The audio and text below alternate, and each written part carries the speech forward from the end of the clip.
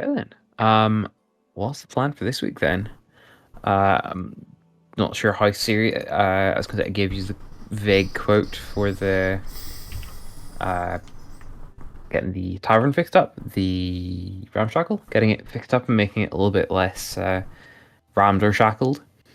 So 750 gold is the base price. You don't need to pay rent on it. You don't need to bribe any guilds, as the rules would imply in Waterdeep. But there's still quite a lot of work to do, as it's been abandoned for quite a while and has not been cared for one bit. Also, there's a saber-toothed tiger-sized hole in the roof now, so that doesn't help either.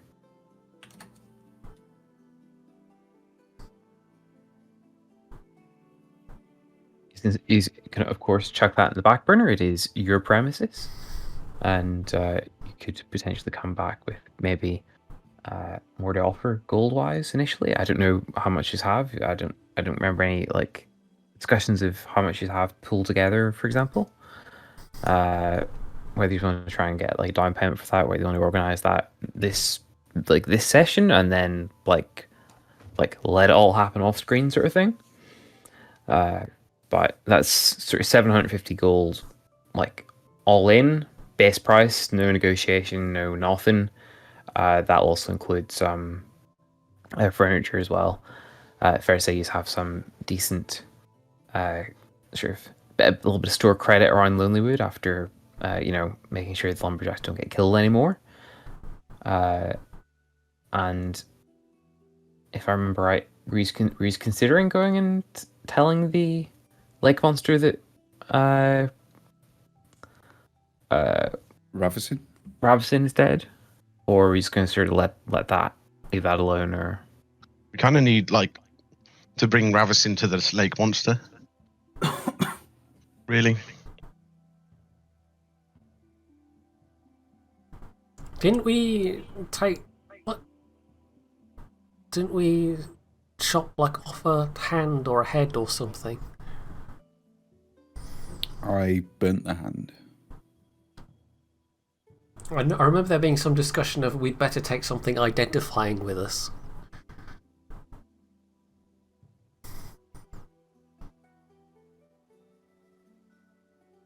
But I can't remember if we actually did grab anything.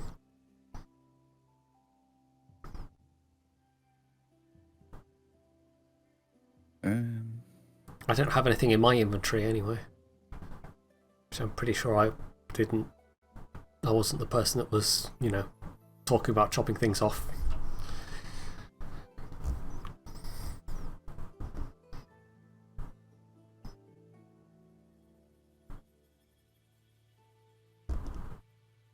yeah, I don't remember that one either.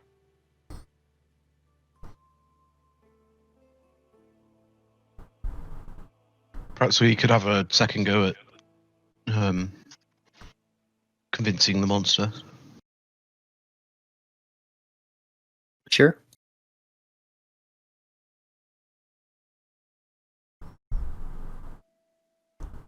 I guess we could start there then. You take her head? I can't remember. I feel like you did take something to identify her. I only remember taking the hand. You do have her shrub. True.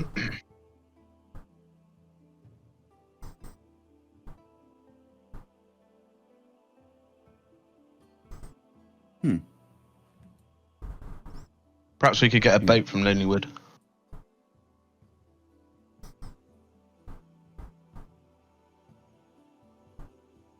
You do. All out in the same lake. Hopefully these boats will be in slightly better condition.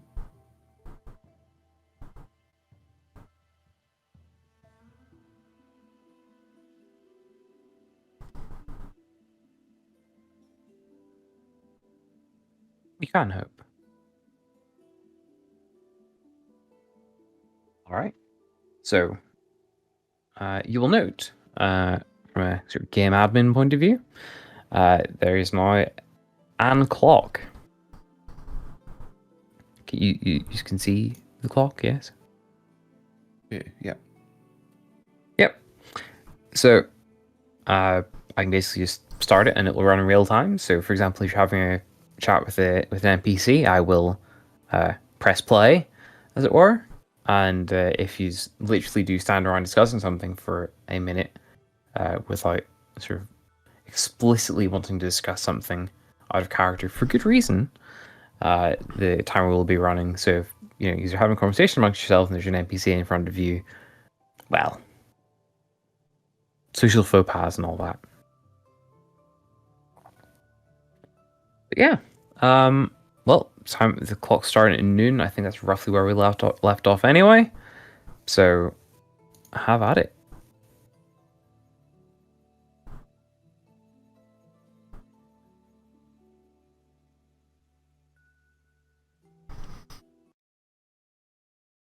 Shall we head down to the shore then? Seems like a place to start if we're going to row across to Bremen. Or, well, even just row across to the fishing grounds. Suppose we don't have to go all the way to Bremen.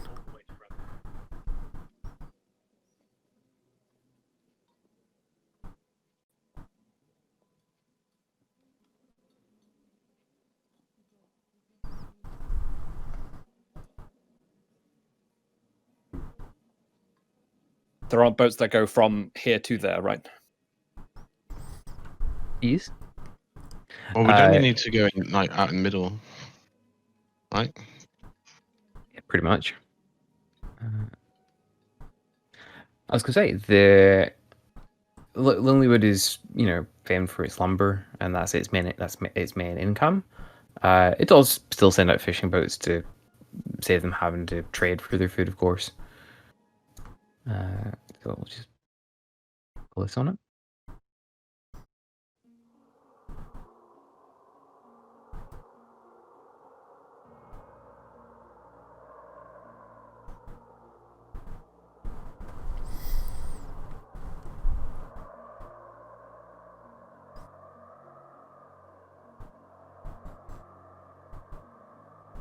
So you've got two main advantages of being out in the lake or heading out from Lonelywood compared to Bremen.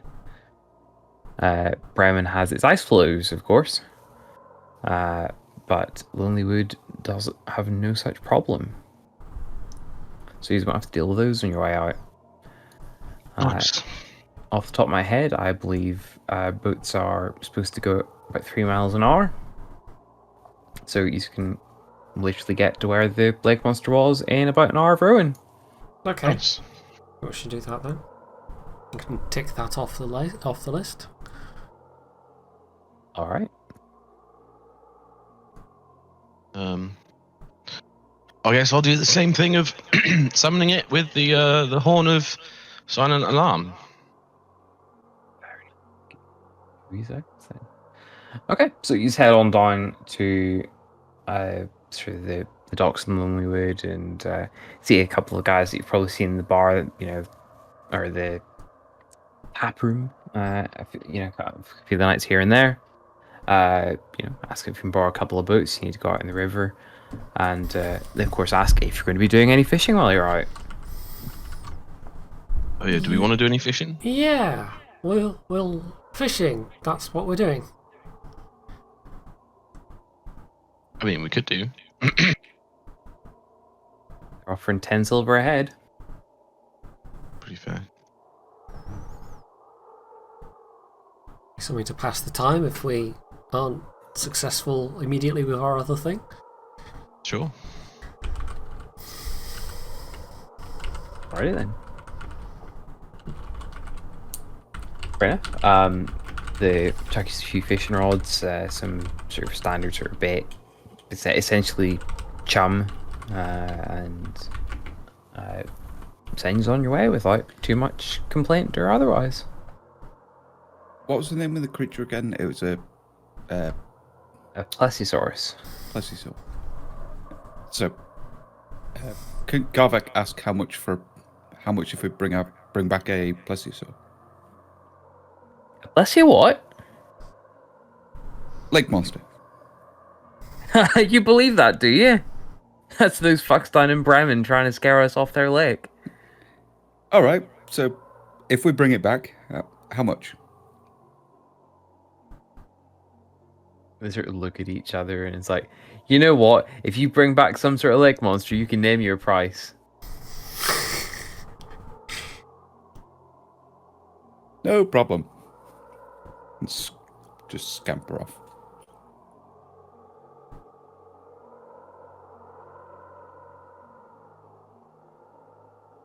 Let's go. I just thought I'd cover some bases. Welcome back to the lake.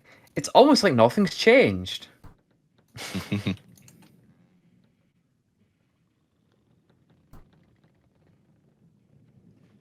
Okay. So don't do any fishing before everything kicks off, or he's happy enough? Othello, have you got any shanties? Do I? And then she starts singing. Of course. And they're all very dirty.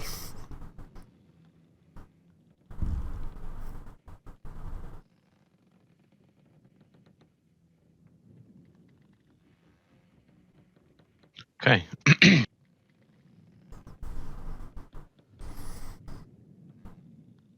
So shall we So fish a bit dirty that you first or fall go out of straight your to boat. it? I'm gonna blow on the horn. Nobody can hear it, but and think of the lake monster.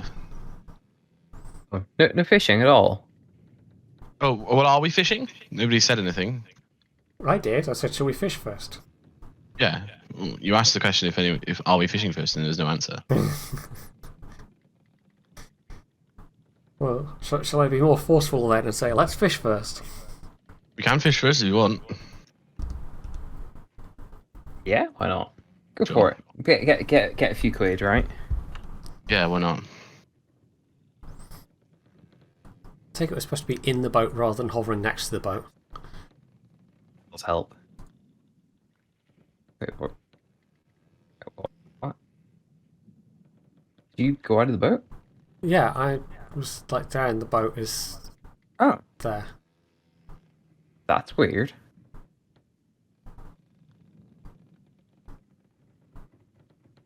I just realized everything is black and white for you. So I will have to change that.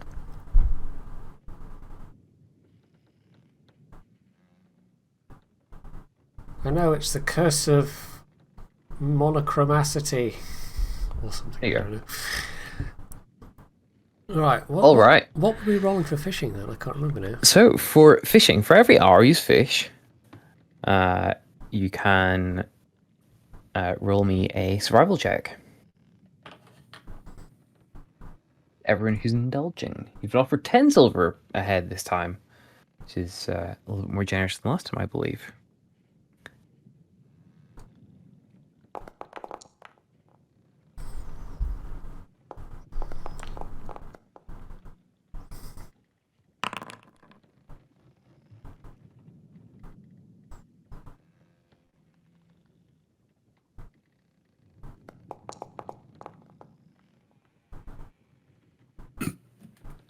Fantastic. Okay, Othello, Vadin, can I have strength checks, please? Or, that's right, athletics checks each. Athletics, right? Yeah.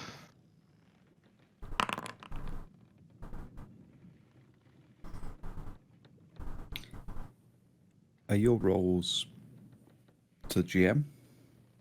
So they are. There are you.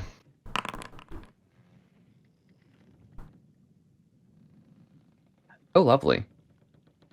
Vadin, Yes. you get pulled into the lake. Way. Yeah, if a character who fails check by 5 or more must succeed on a dex saving throw. Can I have an dex saving throw, please?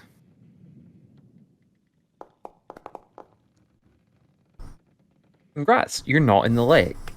So yeah, you all are watching Vadin. You'll see him sort of slide off his little bench seat and end up having to sort of catch himself by the foot in the edge of the boat as he almost gets dragged out of the boat.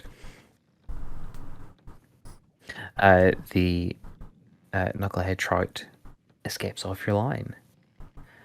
And Othello, can I have a an athletics check from you, please.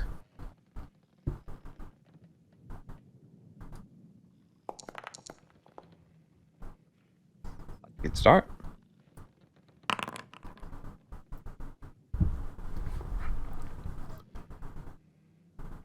That is a match. I like Dark Heresy's rules of go again till somebody wins. So Okay. go again, please. This is me tugging. one Yeah, way you're, or the other. you're evenly matched with it so far. Ooh. So yeah, you all see Othello sort of struggling away with this trout, but eventually your centaur wins out, and you have one trout in the boat and 1 hour in the lake. Actually, that's 2 hours gone, so it is 2:10 at the minute. It's quite handy, actually. I like that. So yeah, hour goes by. He's gonna keep at it and chill in the lake for the day, or you gonna give the lake monster a shot?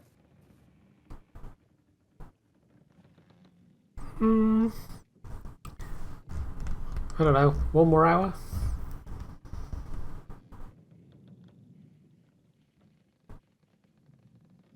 I mean, nobody seems particularly fussed either way, so... Yeah. Sure. Why not? Yeah, 1 more hour then. 1 more round of survival checks, please. No. Okay. My I'm fishing, disappointed I haven't fallen in at the moment. my fishing rod just goes over the side. 2 watts. Really? So yeah, Garvek we hooked and each other. yeah, Garvek and Athela, both of you think you catch something. It seems like it's not really going anywhere. Can each of you give me a strength check, please? Or can each of you give me an athletics?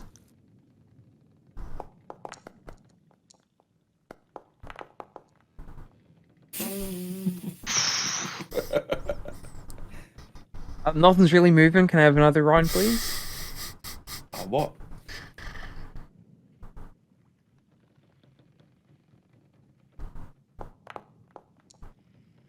I've got a 9-point disadvantage here. Like, Oh no, that's a pretty big gap.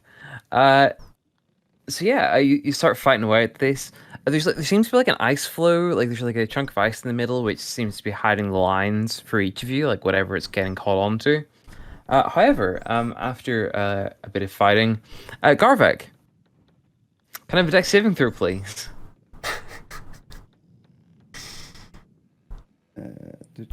that one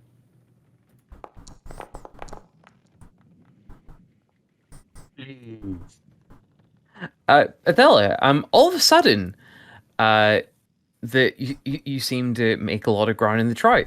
There's a yelp and a splash from the other boat, and something which seems apparently lighter than a knucklehead trout appears on the end of your line. Garvek is there. What are you doing splashing around in the water? You scared off my trout, you bugger.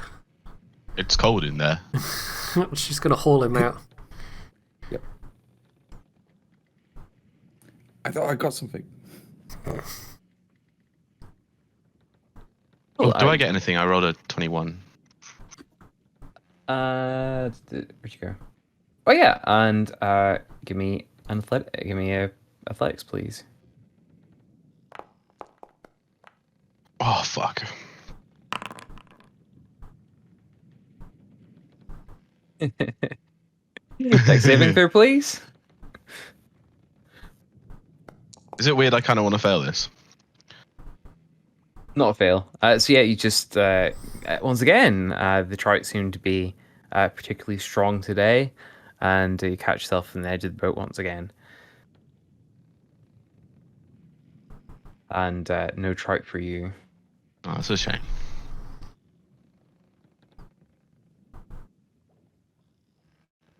Yeah, fair enough. Yeah. Just keep myself back up, try and dry off. Yeah, because the cold weather gear is like nullified when it's wet. But yeah. So yeah, that is 2 hours gone by. It is mid-afternoon. And you've caught 1 trout and a garvek.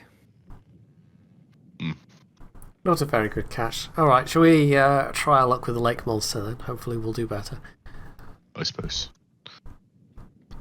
I blow on the horn, thinking of Lake Monster to summon him. So, Do. Sound effects as well. Well, none of you can hear it. It just sounds like to the rest of you.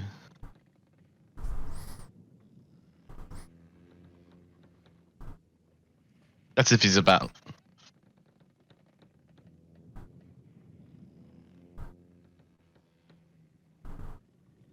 Can I have perception tests, please?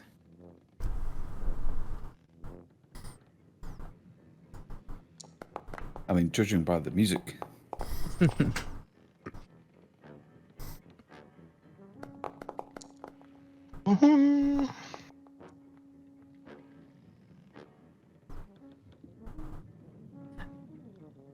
A serpentine head appears up behind Vadin, who was not caught unawares by it.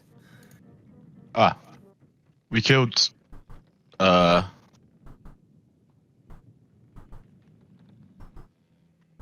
Ravison. But yeah, I feel the shrub will be in there.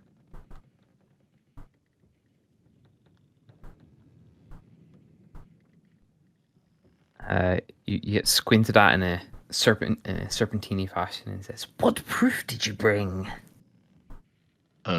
His shrub. Right.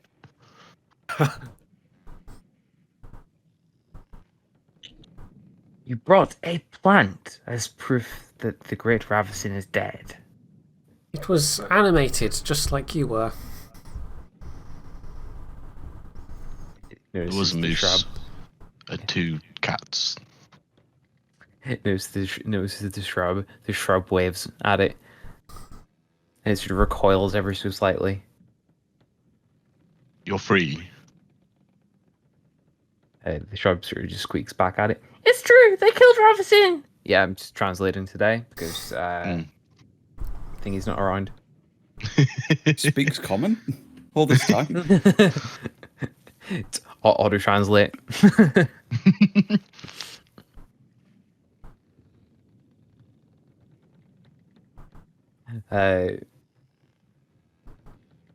It goes over and like eyeballs the shrub and speaks to it in Druidic a little bit. It seems to be having a conversation with the bush. And you're basically all left like twiddling your thumbs for about 5 minutes.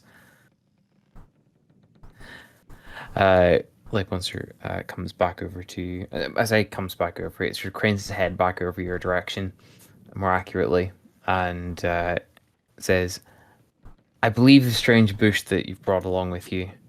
It's a very good conversationalist. I will leave the people of Bremen alone as you have filled your end of the bargain." Thank you. What will you do now?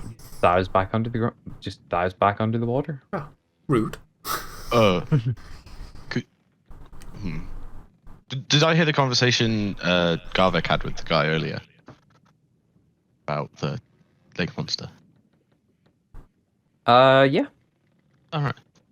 Can I try and like catch it as it goes under? Is like, can you show someone that you're real? Maybe. Okay, fair enough. You start talking. Just as soon as it sort of starts, as soon as it turns around to go back, it sort of pauses and it says, "And what do you mean, show that I am real?" Just show up so they can see you. That's all. Maybe. You see the shrub sort of shrug towards it.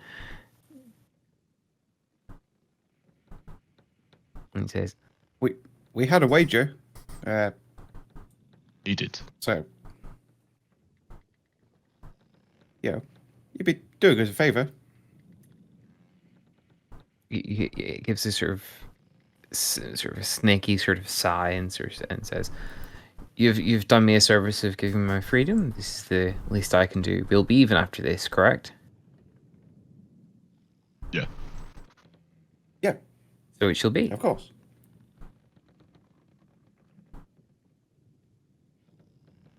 When are we actually planning to go back there? Should we swing back there first and then head on to the other place? To Tourmaline? Yeah. Oh, we also need to go back to Bremen. Tell them that the lake monster's been dealt with. Or we could just send a letter. Well, I suppose we could just send like a letter. Yeah, I think so.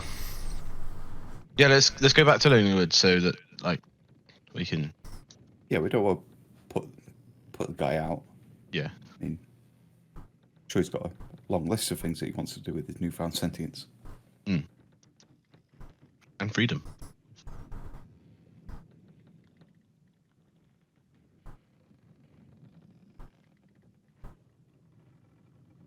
Fair enough. So, you just head on back to Lonelywood then. You stock your boats back up, and the same guys are there. It's about sort of 4:30 at this point, 4:20, and saying, "Oh, you got one trout there, professional fisherman. Yeah. What about your monster?" I'm gonna just like turn around and look out at the lake. And a snaky head pops up, sort of like just over their shoulders in the same way it did to you earlier. They haven't noticed it yet. I'm just gonna point at it, like it's there, Yeah, right here. and I'll like wave at it.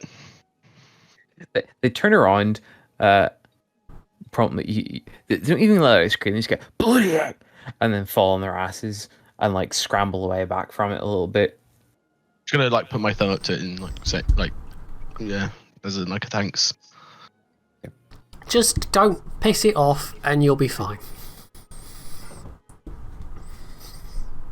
Quite friendly, actually. Turn around and give a hearty wave to the lake monster and just shout, "Thank you." Snicks off. Now, I believe we had a wager. Also, and as they're still prone on the ground, Ethel's just going to drop the single trout head onto one of them. 10 silver, please. It's not a price. He flicks you over a gold piece.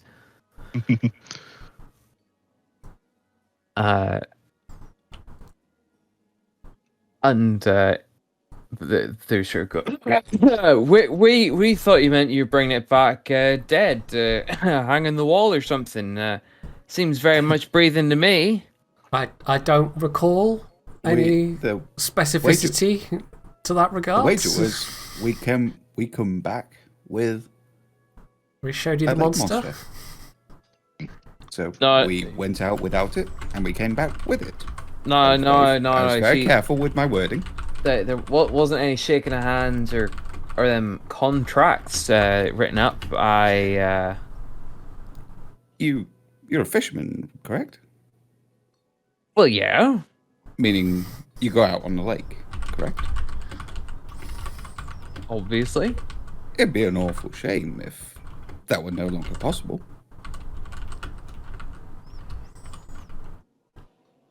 Here, we don't need any of that. The speaker said you lot were dead on. And we are. As long as we're not being swindled. See, from No, my perspective, we're the we ones had- being swindled here. Yeah. We had an agreement. You called into question our friend's very existence.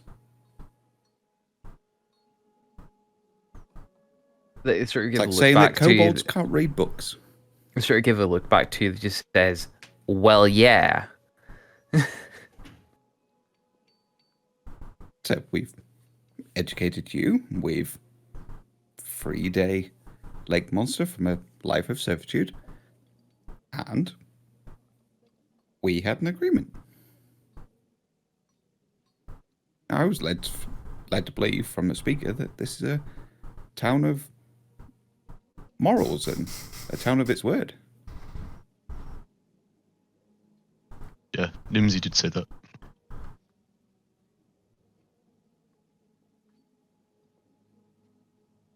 Like 2 seconds. You know, it occurs to me we have an excellent opportunity here to get the towns, or at least fishermen, to demonstrate their goodwill by, say, fixing the bar up for us. Yeah, or at the very least, like giving like a heads up as to where to get some like shipments of good ale or wine or at a reasonable price.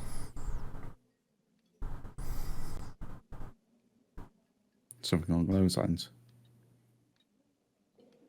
Sort of look at each other for a second and just say back to you. It's like, yeah, all right, fair enough.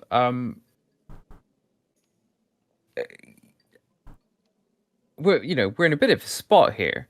We didn't expect you to bring back an actual lake monster. That's been, rumors for weeks and months, and So several people have told you they exist. yeah, but it's all a hoax from Bremen, or was, I suppose. Gestures broadly at the lake.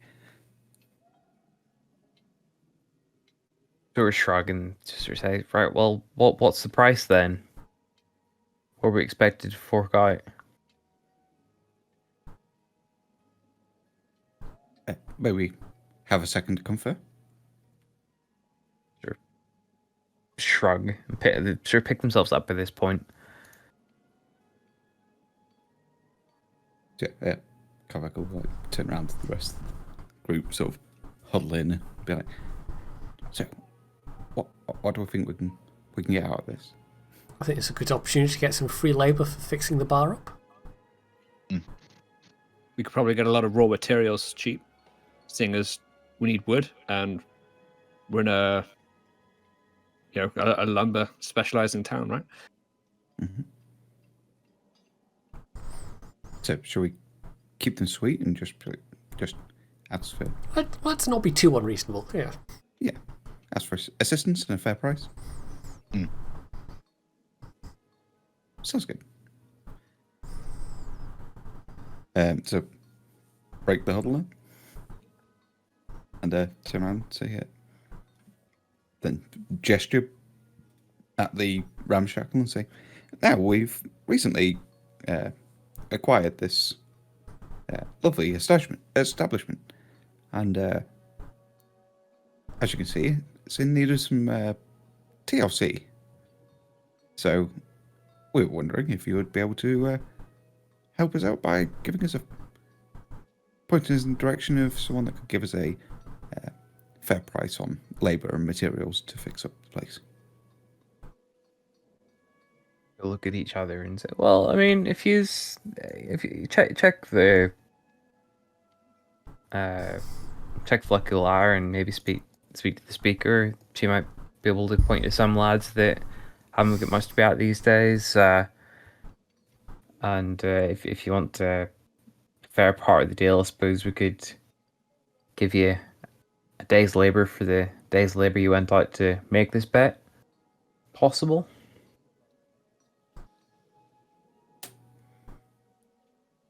Wonderful. Sort of look back at the group to see if they've got anything to add. Fella just kind of shrugs and goes, yeah, sounds fine. Yeah, Tobias shakes his head. Yeah, wonderful. That'll do nicely.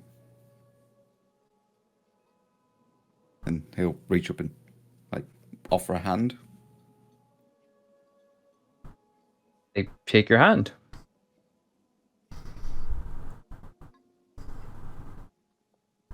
Fantastic. I believe we have some business outside of town, but when we return, well, yeah, we might have to take you up on your kind offer.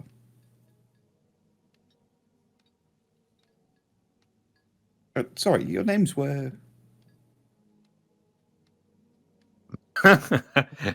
Always forget that bit. You just never fucking ask. ever.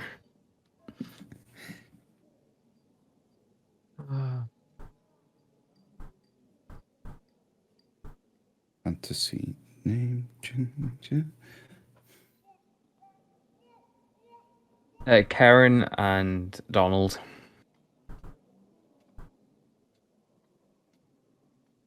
Well, Karen and Donald,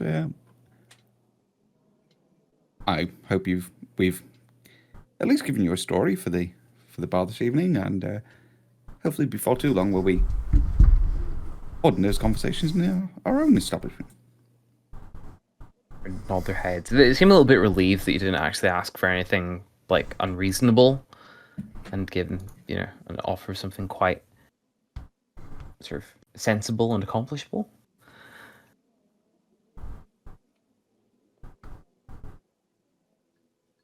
And Wavy's on your way, I suppose.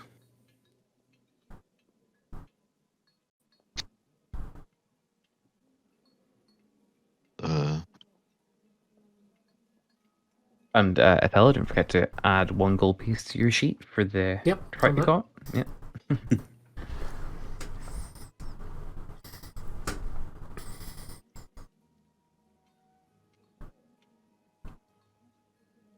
Alright, gents, what's the plan now?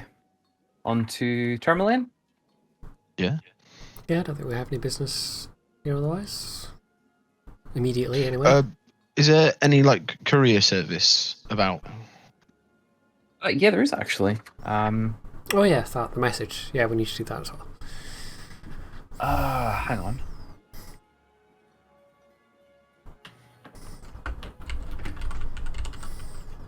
Yes, there is. That's like that's in supplemental rules somewhere. I completely forgot where it is. But yes, there is.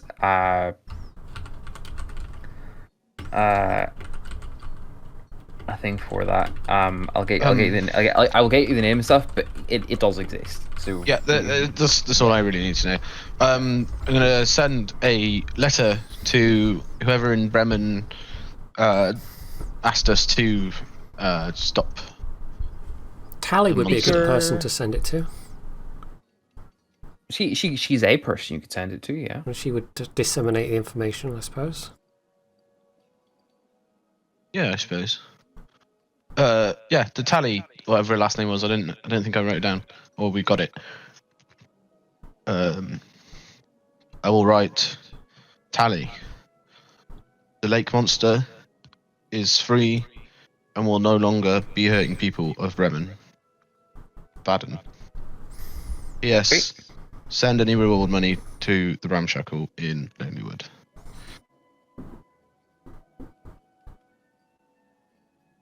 That's good to me. Yeah. And I'll ask him to send it to Tally in Bremen. Whoever, when she's in the one tavern with all the adventures. Okay.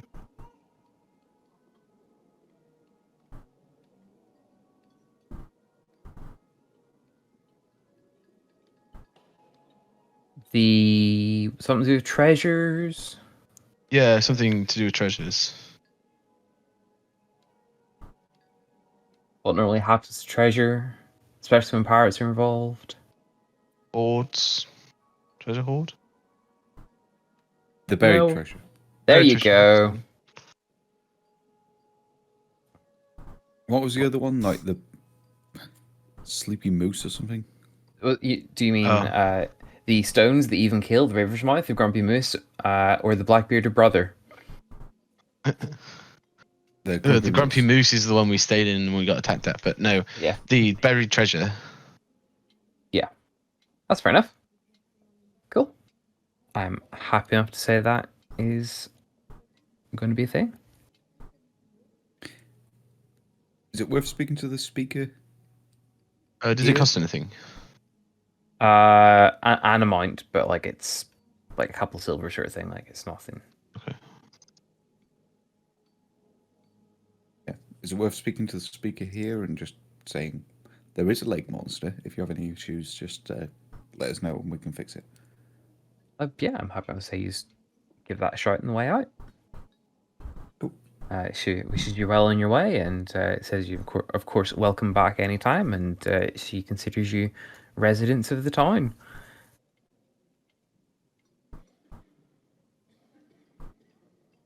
As valued property owners and all that, you know. We're not homeless anymore.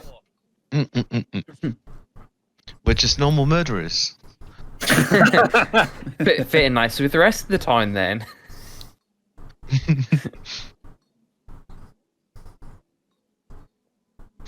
Yeah, Togros, whatever. Tourmaline, actually. Tourmaline, that's the one.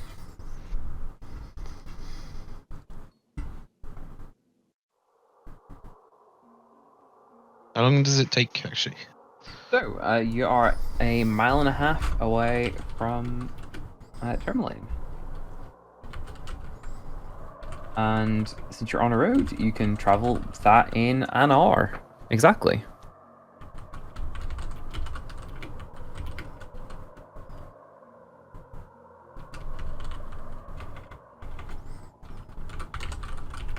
Not bad. Yeah, like chapter 1's really easy to get around since you're always in the roads around 10 towns. For reference, the distance per hour on foot without snowshoes, on road, mile and a half. On snow, half a mile.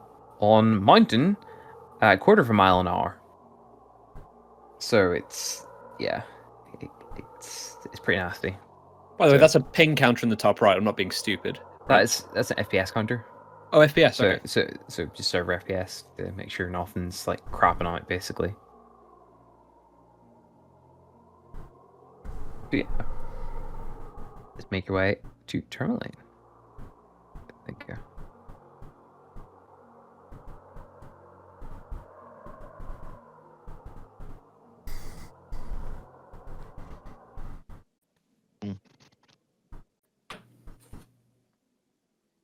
Welcome to Tourmaline. Ooh.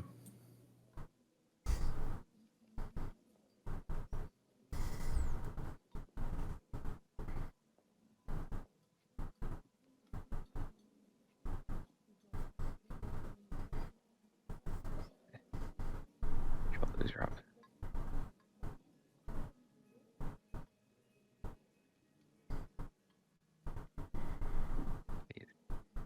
Over here.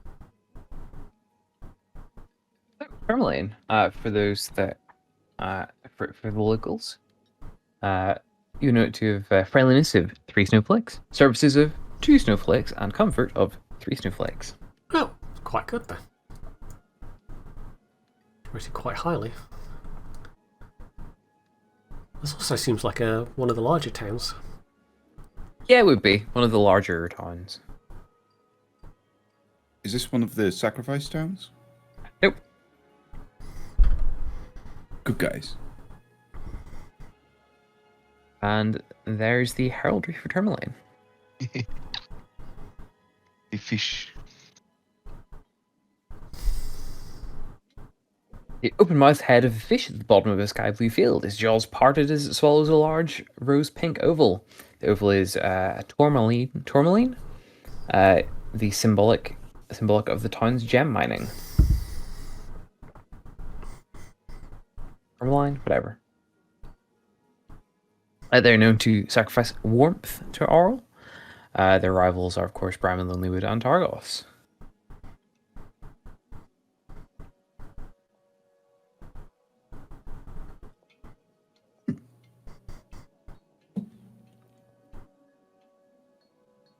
Okay.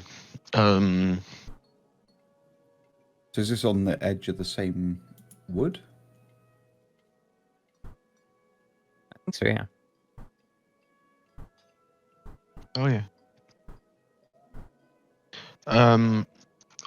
I guess we go see the speaker.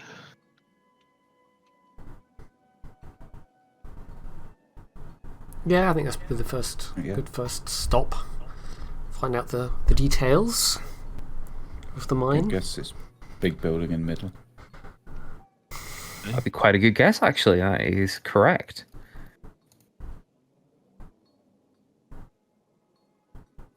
I'm not even going to bother trying to hide that one since you just guessed it straight off.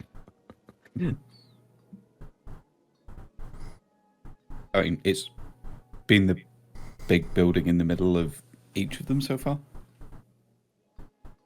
Anyway, not a big building now. It's pretty much in the middle though.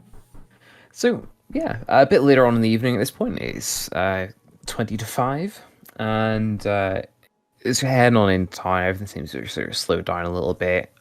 You can see on your way into town, like most of the docks seem sort of fairly full up with their boats. And as soon as you sort of get into the sort of middle of town around here somewhere, he's come across like a little boy standing in like a soup box or a small crate, some sort, and he's sort of shouting out, sort of town crier sort of thing, shouting out Danny, and it sort of goes by, and it's like, "Gemstone mine closed because of monsters. Speaker Matthew offering 50 gold down and the clears it out."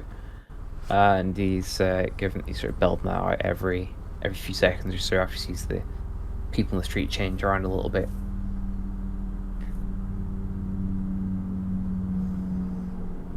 Any other news, or is he just on a loop?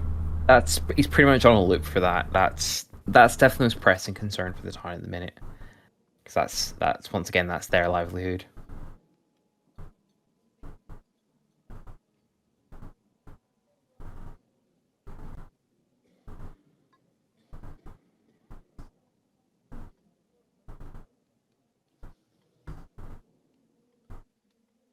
Cool.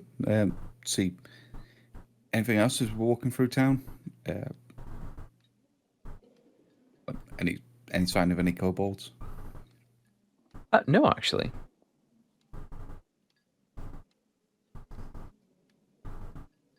Not really surprising. Given what the town cry is screaming out. Mm-hmm.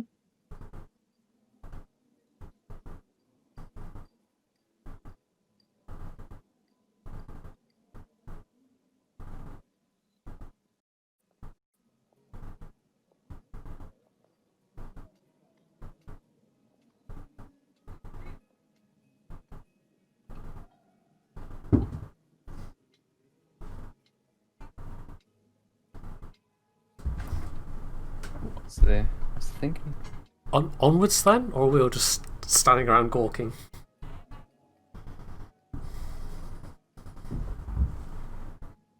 Yeah, I thought we were just going to the speakers town hall. Yeah. Thing. Not a problem. Yeah, he's head on to the town centre or town hall even, and yeah, what's the plan? Any like guards or anything outside? No, Thel's doesn't just seem to gonna- be any lights on. Thel's just going to walk up and thump on the door.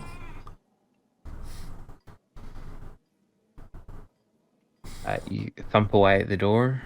Give it a couple of minutes. Nobody shows up. Are there many people Back. around? Like, There's a few people sort of giving you the side eye on the way through, but no one's really bothering with you. I'm going to accost somebody and go, "Oi, you! You wouldn't happen to know where the speaker is, would you?" A random bundled up figure in the street sort of jumps at being addressed in such a fashion, but sort of catches their wits and says to you, "Oh, he'll be down at the clam." The clam, you say? Can you point us in the direction? Yeah, so if you just head on down the road and sort of points up this direction. It's a tavern. Pretty hard to miss. It's one the fishermen go to. If this isn't the drunken clam, and you don't like put on Peter Griffin's voice, I'm going to be quite upset.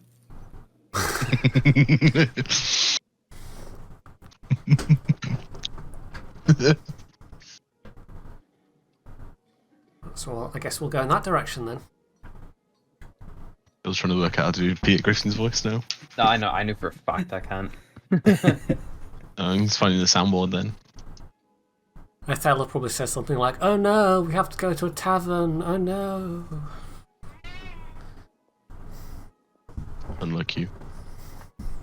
Don't want to go to a tavern. That was sarcasm. Pardon, that sarcasm. Ah. But we have tavern at home. Tavern at home. Just a picture of a rundown hole in the roof, etc. Two holes. Oh, yeah. Yeah. Single hole. With a single barrel of mead. Huh?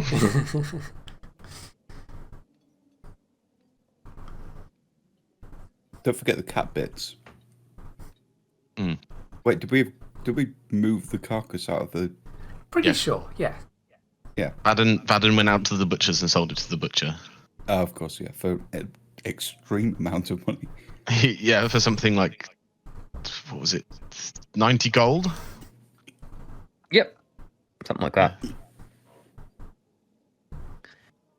Fair enough. So yeah, you head on down, and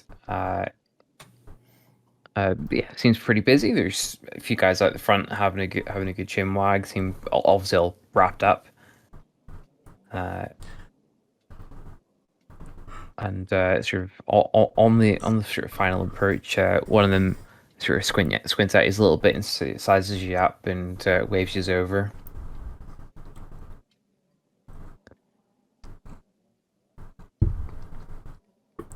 Hello. Brew is a half orc, and sort of gives you all a quick sort of once up and down and says, "You lot seem entirely too prepared for trouble. You say about the mine?" Good guess. Yes. We're looking for the speaker. Oh, well, you found him.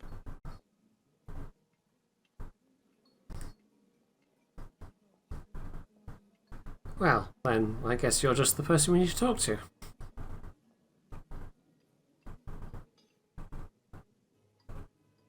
First off, though, the most important question is the ale here any good? Yeah, it's pretty good. Just don't order number 2. Oh? Yeah, local brew. He's been trying it out. It's not really working for him. I'm going to completely reference another campaign here that none of you have anything to do with, but yeah, anyway. Oh, is that some kind of fish rum by any chance? Tried that before. Quite disgusting. He sort of cringes a little bit and so you been here before, have you?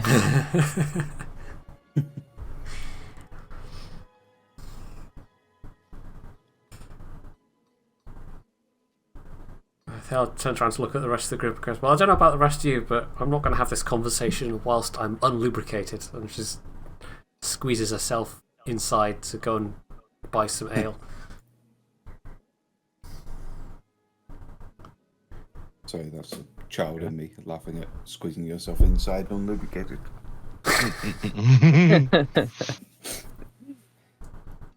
But yeah, fair enough. I was going to say, the speaker has you know a tankard in his hand, like out here drinking away on it, keeping himself warm. So apparently he's at least got the privilege to take his drinks outside for a chat. But yeah, you can sit and have a chat now, or are you just going to try and invite him inside for a warmer chat? Thela doesn't mind either way, as long as she's got something to drink while she's having said chat. So how much is some ale going to set me back?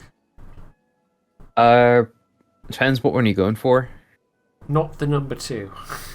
Right, okay. Well, that stuff's a bit more expensive because that has to get ordered in specially. You know, it's not local brew, so it's going to be 5 whole copper pieces.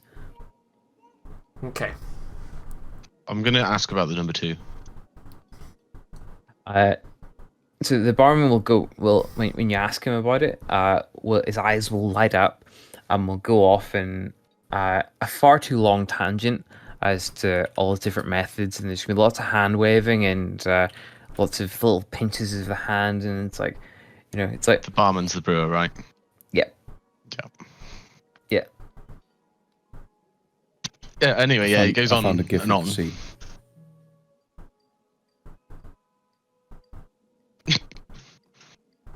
I like it. Imagine asking a hipster about their microbrew. Yeah. Basically that, except he's a rather sturdy looking ex-fisherman, perhaps. He's got the big bushy sailory beard on the go. Mm.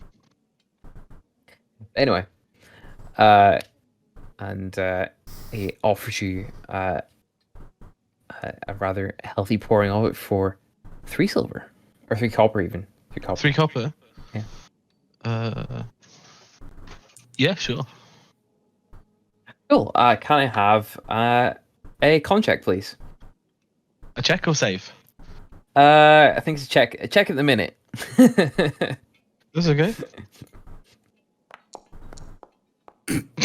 Oh.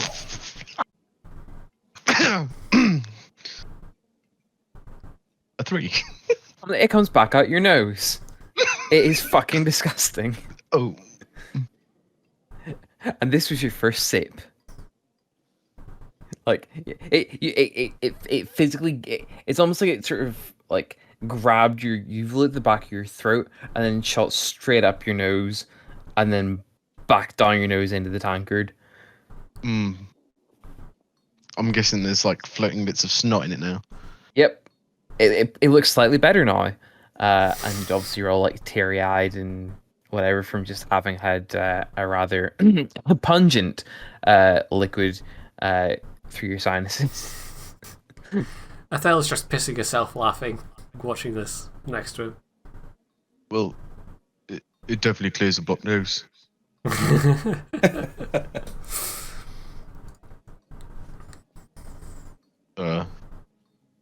Like Vaden will just look there awkwardly at his drink and his like sort of state.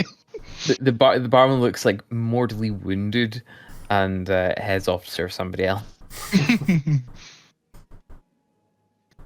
going to turn around to Garvak and say, "Can you make it better?" Yeah, of course. Is there?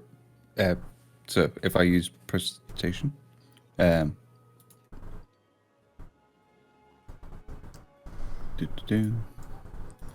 is there a way to like amplify the flavors? I assume that's what he meant. Fucker.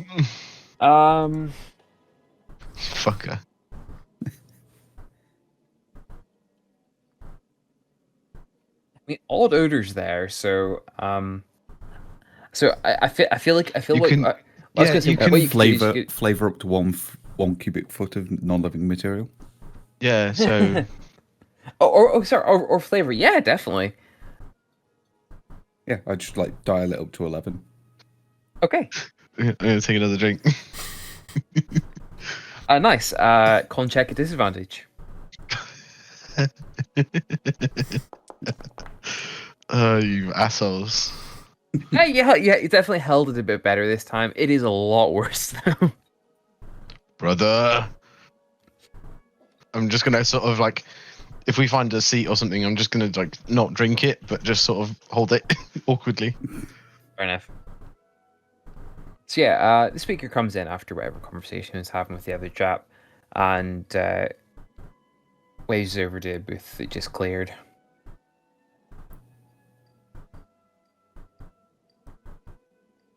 Yeah. Before I go, Garvik's going to inquire. So if that's number 2, what's the number 1? Oh, that sold out weeks ago. Sad face. Yeah, lads loved it. They bought my last 2 barrels to share out in the lake. It was great. Oh, well, I eagerly await number 3. What else have you got in at the moment? He sort of scoffs. Got some of that amateur dwarven ale.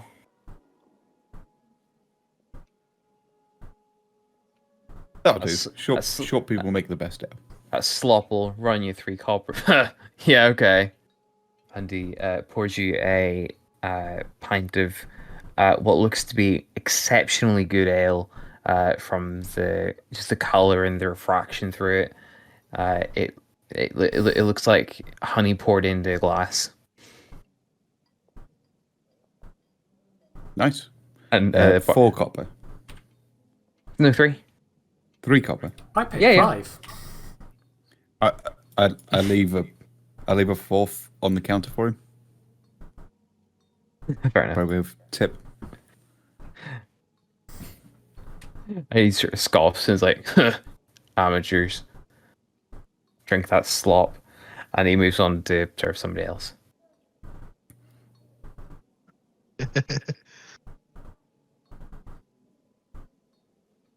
Well, he can't have a lot of competition if he stays in business. With service and booze like that. Cool. Yeah. Take it across with 2 hands. It smells fucking amazing. So is that what I'm drinking as well then? And he just poured you something generic. Okay.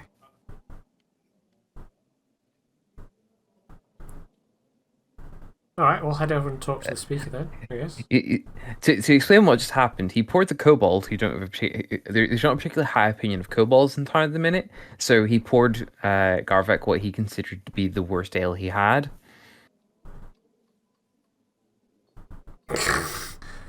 Okay. Strange folks around here. Anyway, I'll go have a sit down, and the speaker, as soon as he sort of sits down, sort of just slumps back and sort of lets the day's pressures fall off his shoulders, as it were, and says, "So, what does he want to know?" And yeah. And do you want to pay it up front, or happy enough to get paid when the job's done?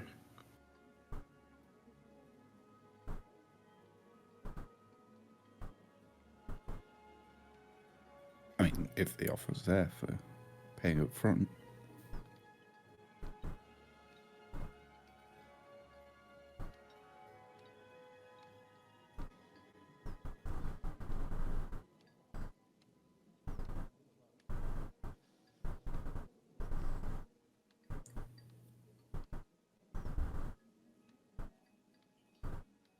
And he's sort of look at it. All right, one of those types. Okay, here's half.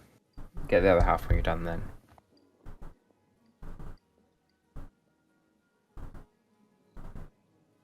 Okay. Oh, well, thank you.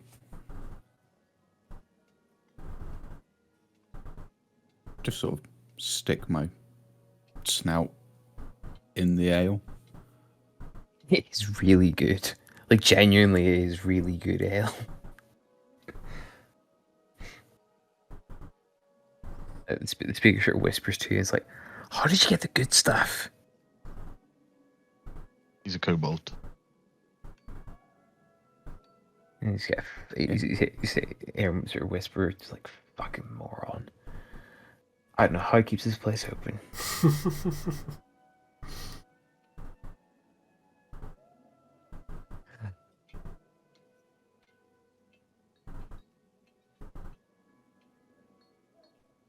Yeah, any questions for the speaker?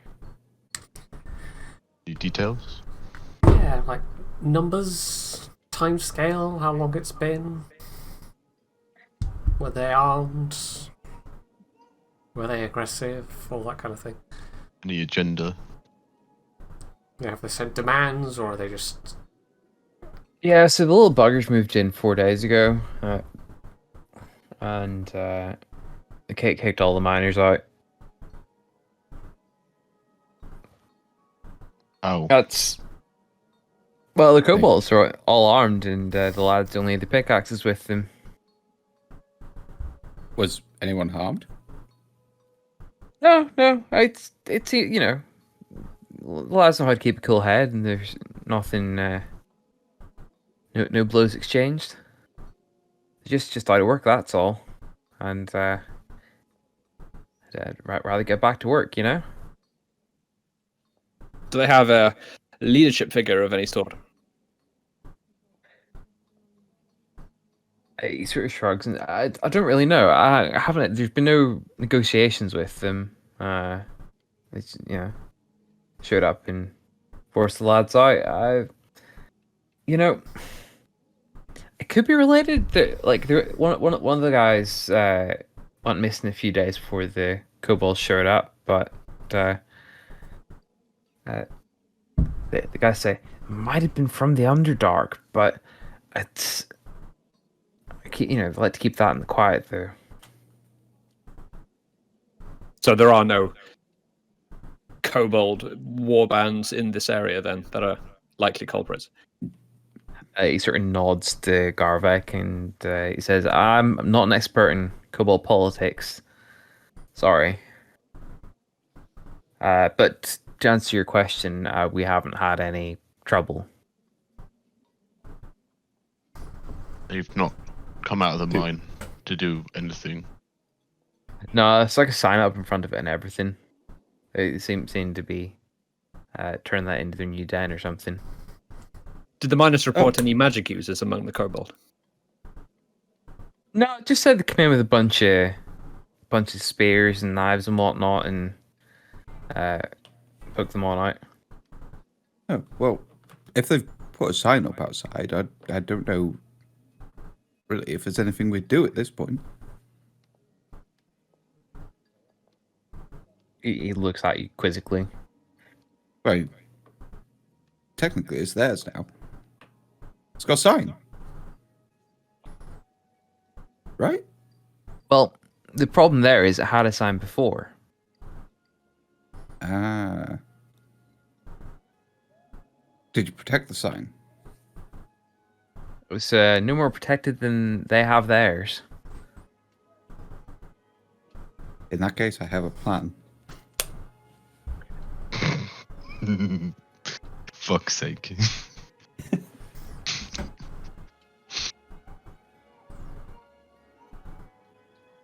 I guess we should get on with it then.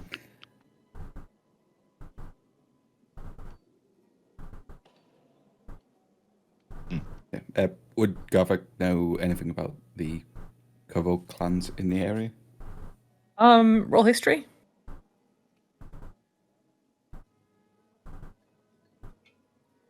Yeah. So close. Nothing especially. You haven't heard. I mean, you haven't heard of any named clans around here, but you do know some exist around here. But you're happy enough to know that there aren't any particularly famed or named ones either. Cool. Should be a quick in and out then.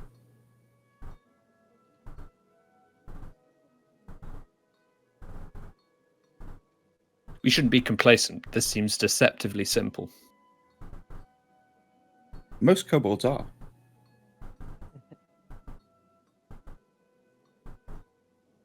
Perhaps, but we don't know anything about these people. Well, kobolds. Kobolds are people too. Everyone laughs.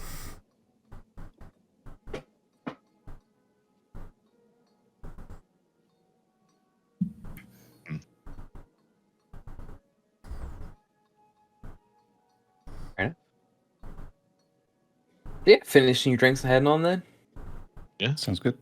Well, Sweet. not finishing mine, but yeah. The speaker sure looks at you. He's like, "Ooh, No.2. Did he give you the speech?" Yeah. Oof. And he sort of leans into you and sort of gestures for you all to come in a little bit as if he's telling you the secret. And he says, "See, you know why he's on to No.2? The last dumped No.1 in the lake. Told them they were taking it out to drink and while they were fishing. And it's just stuck a hole in it and dumped it in the middle of the lake. Brought back the empty barrels."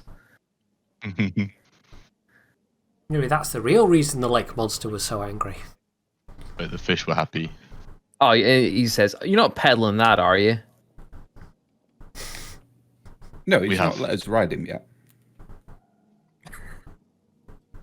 Very good, very good.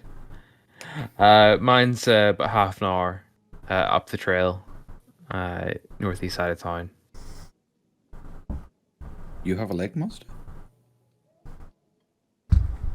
It's the same one, brother. No, his is halfway up the trail. The gem mine? Yeah, let's go. I've been drinking wine, sorry.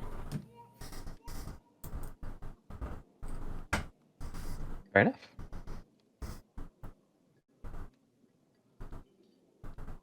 Okay then. So, 50 minutes gauge through town, and then half an hour up the road. So, it's it's basically 6 o'clock, but it's dim light regardless. So, who gives a shit? Am I right? So, the entrance to the mine is in the woods northeast of town. Back into the familiar sights and smells of the forest as you have been used to the last few days. There is a nice, well-defined path to the gem mine. Obviously, it is well-traveled.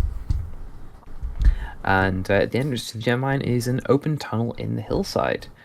There's a few empty carts parked near the entrance, next to a crude sign which appears to be propped up beside them. Not quite close enough to read it yet. He's happy enough to approach, or are you going to try and sit back and watch for a little bit, or? Do we have a plan? Go in, try and talk to them, and then bash them if that doesn't work. I mean, personally, I'd be all okay with going straight to bashing, but I don't know. We might want to give diplomacy a go first, I suppose.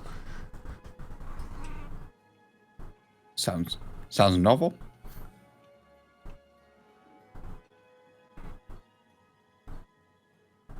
Yeah, I'd go for a change. Nice change of pace. Fair enough. Approaching a bit closer, on the crude wooden sign, written in a neat hand in charcoal, are the words. The language is correct. It is uncommon. What are kobolds only? Well, brother, looks like a job for you.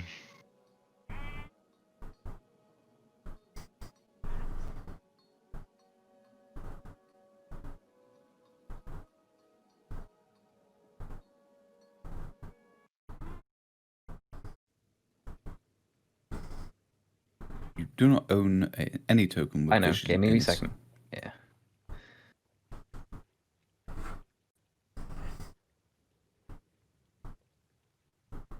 Oh.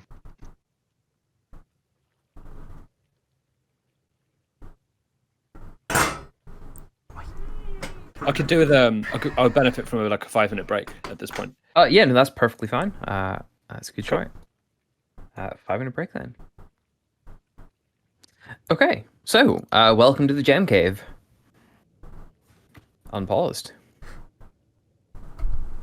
As always, no massive rushing on ahead, so I can tell you what's going on in every lovely room. But for the minute, you arrived in the entrance hall / tool room. All the racks with the various lanterns and hard helmets and pickaxe and hammers and chisels and whatnot are all laid out in the various racks around you at the minute. Mm-hmm.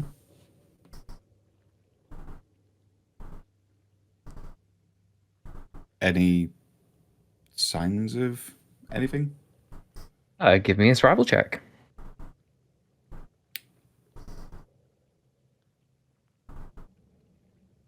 Like looking out for any like particular like koboldy like cubbies or anything like that. Nothing like that. There are, however, a bunch of footprints. There are kobold footprints leading off in this direction. Mm-hmm. There's also what would appear to be possibly like rodent tracks, maybe. There's human tracks leading off mainly this direction. There's rodent and kobold tracks leading off this direction. Like small rodents?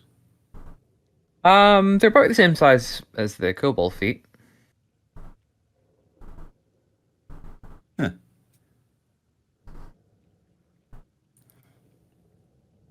Any idea what rodents are that big? I'm guessing big ones. Okay. You know rats can Oh. get kind of big. Not like 2 feet tall, though. Bit excessive. And is anyone I'll point him out to the rest of the party.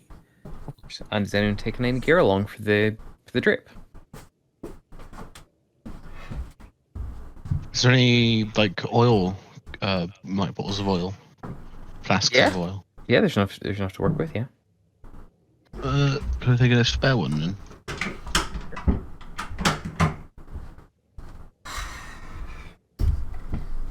And could I also light my lantern?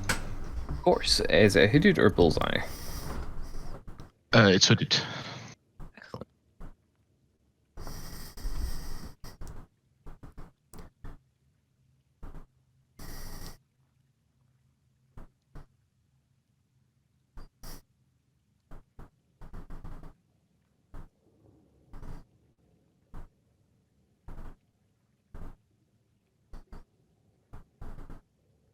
Bloody hell. I'll tweak that a little bit.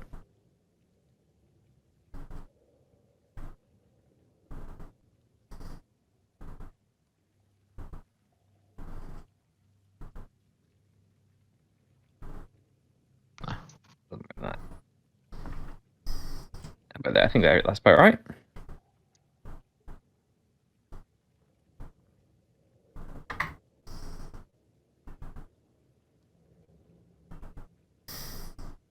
You get 6 hours per flask.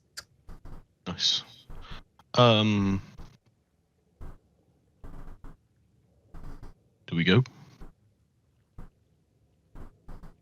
Yeah. Brother. There's tracks heading off this way.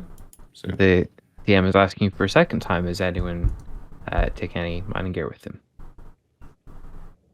What gear is available? Just like pickaxes, helmets? Yeah, pickaxes and hammers and chisels and bits and bobs. They're on like tool belts. Like the smaller bits are in tool belts, obviously. So you just can take it along and drop it back off on the way out if he's fancy.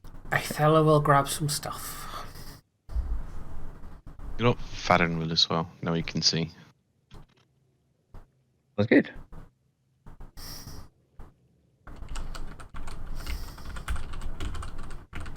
All right, the scene is yours. Explore at will. Oh, and before you ask skill sim, there you go. I put it on top of Baden. There you go. Oh yeah, thank you. Lead the way, brother. should we follow the tracks or see what else is available?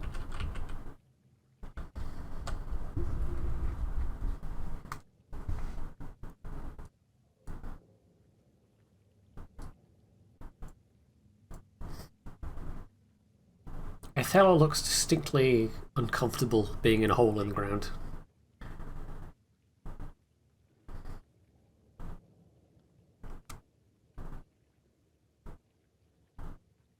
It is definitely an hole in the ground. Are we quite sure it's safe down here? It's not gonna like collapse or anything? Yeah, can I tell anything about the tunnel? The Mayans Tunnels, generally speaking, are around 7 ceilings, as you would imagine. Some of the wider areas, the more sort of like naturally occurring spots that you found, can go up to about 12 feet.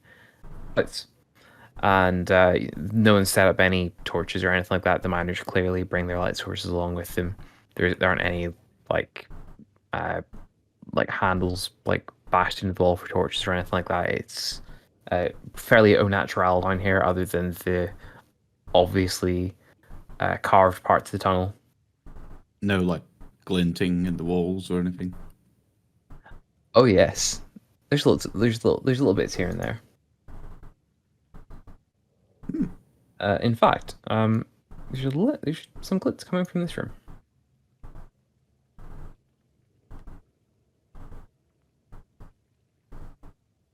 Well, maybe rude not to investigate the glinting.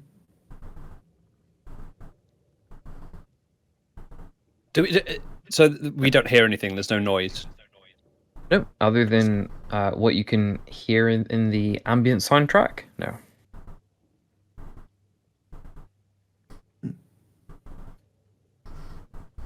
Can I try and be stealthy?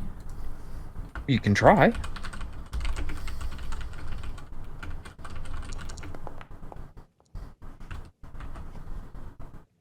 Not bad.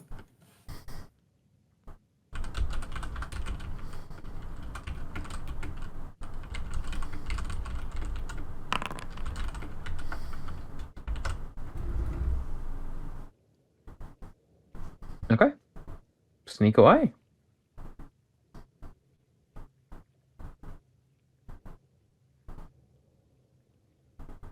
Okay. Yeah, arriving in this room. The floor to the east, so up around, as it were, is about 5 feet higher. There is a little bit of a divot in here. Plenty of footprints in it. You see little hints of little glints all along the sort of face of the wall here.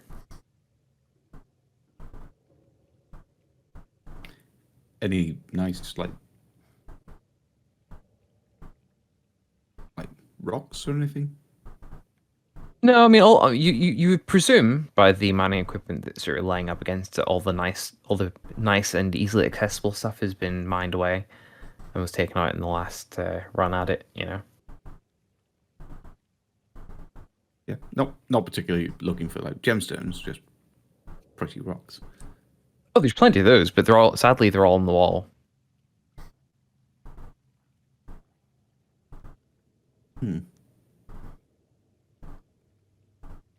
Okay. I'll, If you want to spend a little bit of time picking through the sort of general detritus in the ground, you're more than welcome. But no, it was just to see if anything was readily available. nothing jumped out at you. Yeah. Just for the spell book. Fair enough. Yeah. More passageways then. Oh. Do the footprints like lead round? Yep. And I'm guessing that's Vaden's light there.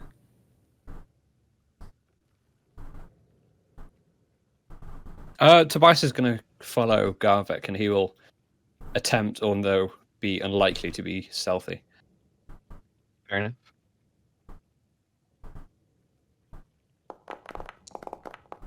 Yep. Stomp, stomp.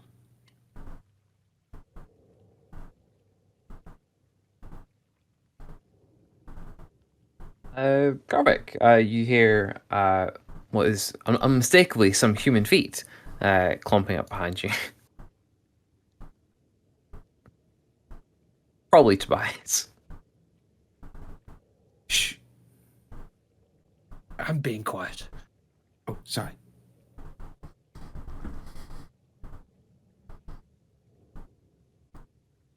Realizing it's Tobias, I was just going to kind of peering cautiously Forgive it, around the corner at them.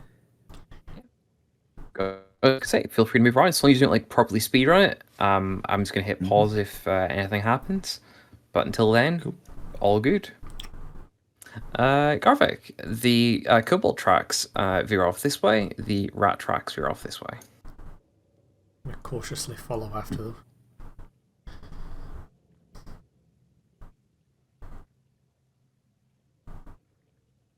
So I'll relay this information to Tobias and turn to pass it back.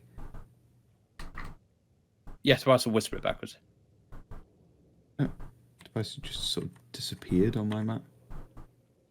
Yeah, when I click on my token, all other tokens vanish. Oh, that- because you've not got any. Yeah. Uh, No, that's because I do, otherwise how would I be here? mhm. No, that's because the hidden thing's working. He doesn't have enough passive perception to see you and your stealth. I can't see him. You should be able to see him Nope. because he rolled like ass. Mm-hmm. Can you not see him? No, he moved into my square and then disappeared. Oh, that's interesting. So can you? Oh, there he is. Oh, okay, weird. Yeah. That's fixed. Oh no, you vanished from me. Oh no, you Oh, shouldn't no, be you're able to see him back. anyway because he's. And now he's gone. The fuck? Is there like a hidden like texture piece here somewhere in these two? No, there shouldn't be. squares? You know, I'm just gonna get rid of the hidden value. You can see each other now, right? Yep. I can't Yeah, see I think, him. I think that module's No, a I little can. bit bugged. Okay, I'm assuming it's just some weird interaction with how the walls are set up. Yeah, probably. Yeah, it is. Yeah, just judging by how they're set. It doesn't seem too jank, but you're both like colliding with them when you're sitting like that. Don't worry about it. I'll keep the try. Cool. So we've got.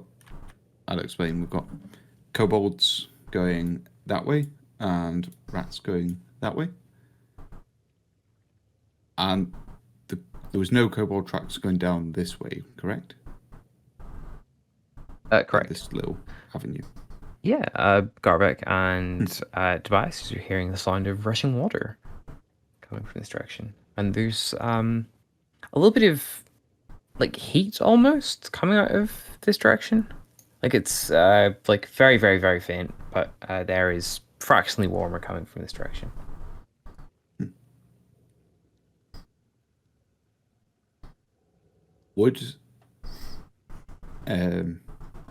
Would the shortest route into the dungeon, being devoid of tracks, like ring any bells? Oh no, there was human tracks this way, exclusively. Huh.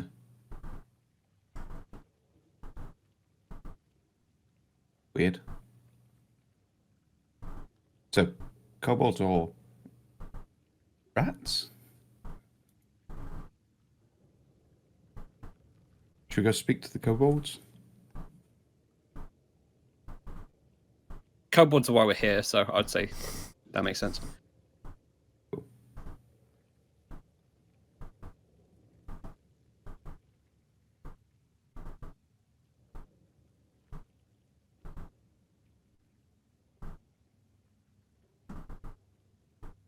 Yeah, just slowly, stealthily making my way around. No worries.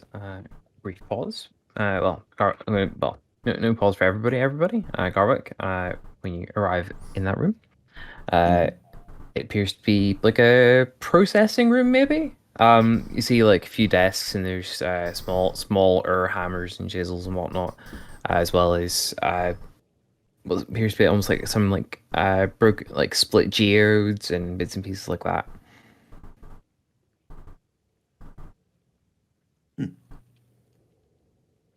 Any fancy rocks?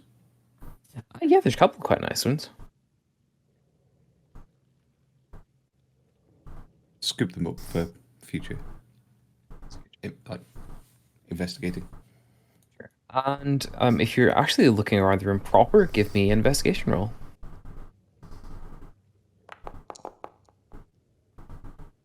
Oh, well done. When you're going through the bits and pieces under like a box or something like that, it appears to have been sort of like hastily sort of moved over something. Under said box, you find a small figurine of a dog carved out of rock with two pebble-sized tourmalines for eyes.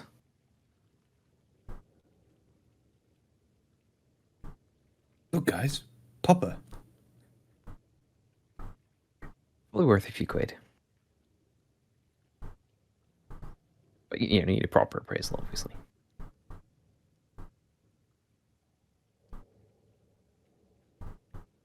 Nice.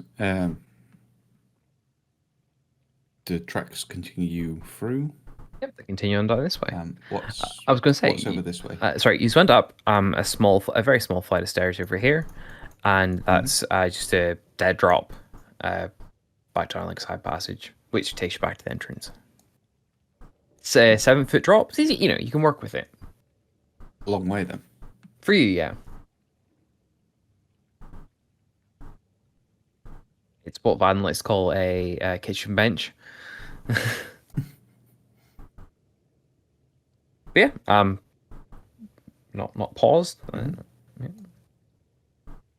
Cool. Carry on through them. By all means. Obviously waiting for everybody else to catch up. That's good.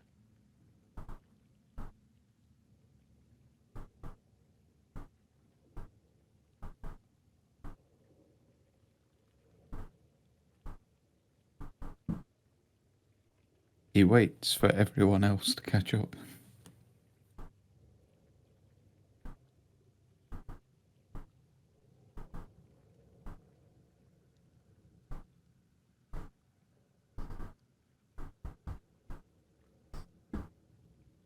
Yeah, where's the fella? What? Who?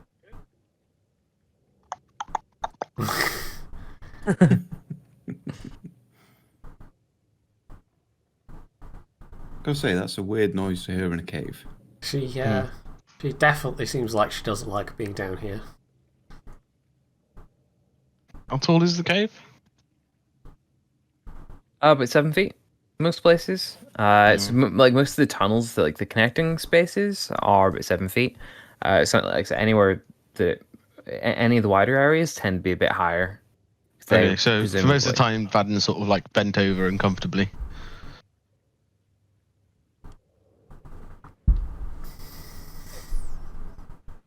Fair enough. Onwards then. Garvik, the water starts getting louder as you start going down this particular passage.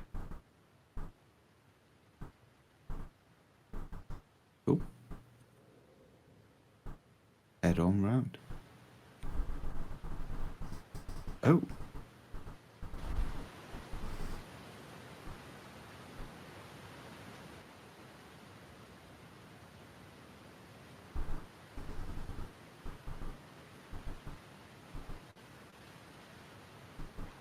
For you, appears to be a platform or bridge of sorts running around the edge of the room, made from wooden planks and struts, along the wall of a seemingly bottomless vertical shaft. Across the other side of the room, was it like it seemed like a warm river? There's sort of like steam coming off it. Is falling straight off it and down into the pit. The sound of the water in this room is particularly loud, and if you want to try and communicate, you will most definitely be shouting. It's a full-scale waterfall in pretty much an echo chamber.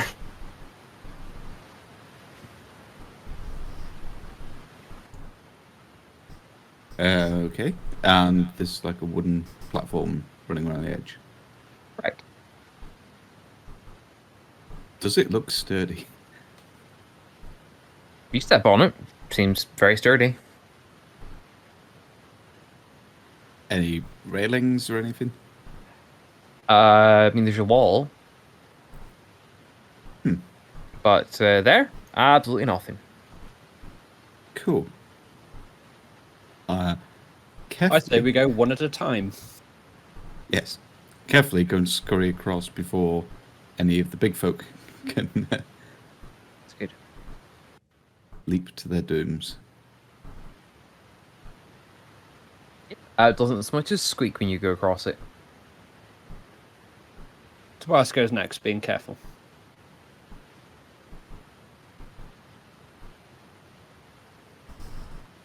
Then he'll signal to Vadden.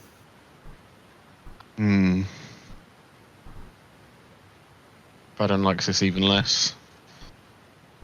Do you think we should secure the them fuck? with a rope? Did I pick up any pittons earlier? Sure. I'm guessing I picked up a hammer, right? Phil, my Yeah. token moved on its own. Oh, it's there, isn't it? My dragon, it moved. Oh, where the fuck did it go? Um, Oh, and sorry. Oh, yeah, cool. Yeah, that's fine. Sorry.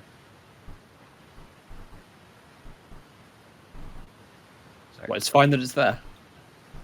Sort of. Yeah, can work with it. Hang on. I'm gonna try and hammer a piton in the wall next you to go. me here.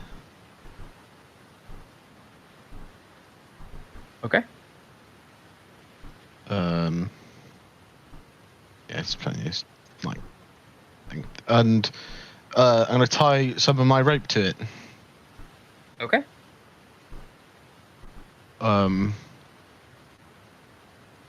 And the other end of the rope, I think I'll tie to myself.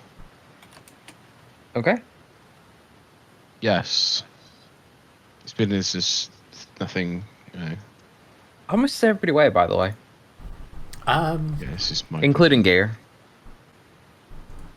I am light as a feather. I'm over 400 pounds. My thing says 786, which I guess you've added at some point. I did take the liberty of Yeah. checking at like average weights, and I mean that's actually the slim side for centaurs. 460 something. Okay. Jesus, I'm 43 apparently. That's your wrong. that's your equipment, Oh, yeah, mate. that's my equipment. Yeah, I don't know how much. I put it in biography for you. Okay, yeah. Seemed reasonable, given you say it's a bit in the taller side. At 65, apparently? Yep. Kobolds are light as shit. Mm-hmm. I think most of that is the quarterstaff that I'm carrying around, apparently. I was gonna say you've got you're 69 pounds in the equipment you're carrying, and you only actually weigh like 36 pounds. Not even 100 pounds soaking fucking wet either. Nope. Okay. Kobolds are exceptionally light. Yeah. Baden, doing this,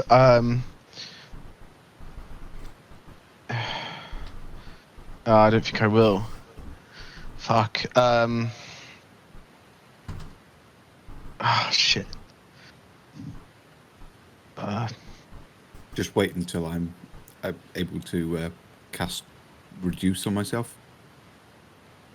You've walked over it though. Fuck. Wait, is there any way through here? I'll get to that in a wee second. Okay. But yeah, there is. Okay. Because it just doesn't look like it. I was like, oh, I'd probably not get them to risk life. I'm gonna try and walk across with the rope tied to me. Okay. What for the people who are at the end? What do we see? For the people who are at the end, you see what seems to be like a bucket lift. There's like a frame set up, and there's a sort of a wide, shallow bucket with a crank inside it.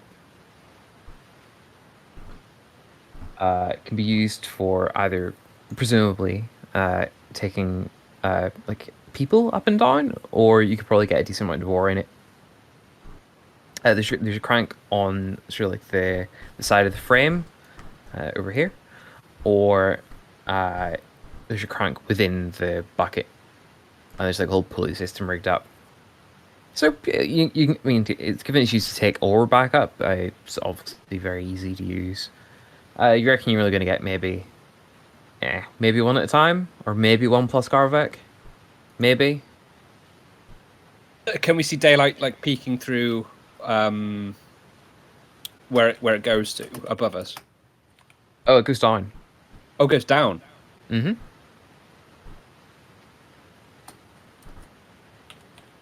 You're in the top floor of this mine.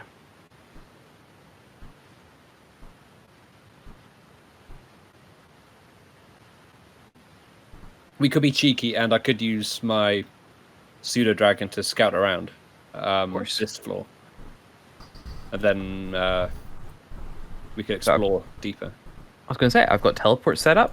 So if you move the token to like the cross point, like right in the middle.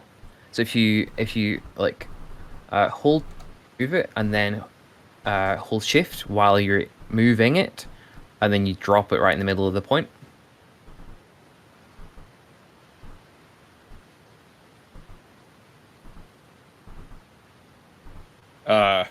That's right, I'll do it. It's a bit fiddly. Oh, hang on. All right. There you go. All yours.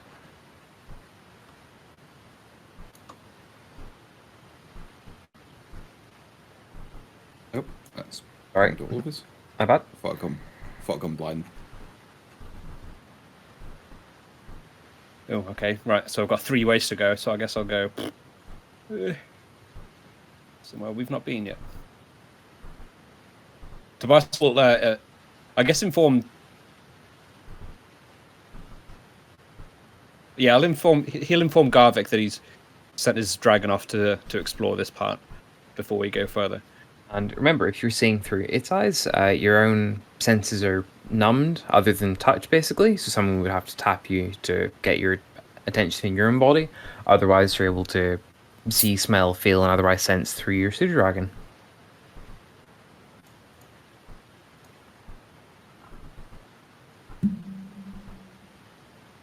And Tobias would almost immediately after he says that say to Garvik, there are kobolds on this floor that we haven't explored yet in a part of the mine. Yeah, there are. You can't really see what they're up to. They all seem to be sort of huddled around something going on, sort of a little bit out. They're all looking in towards a point, which you can't see. Okay. I don't want to gather their attention, so he's going to fuck off. Oh, it's a dead end. Yep, just a little dead end. Oh! Okay.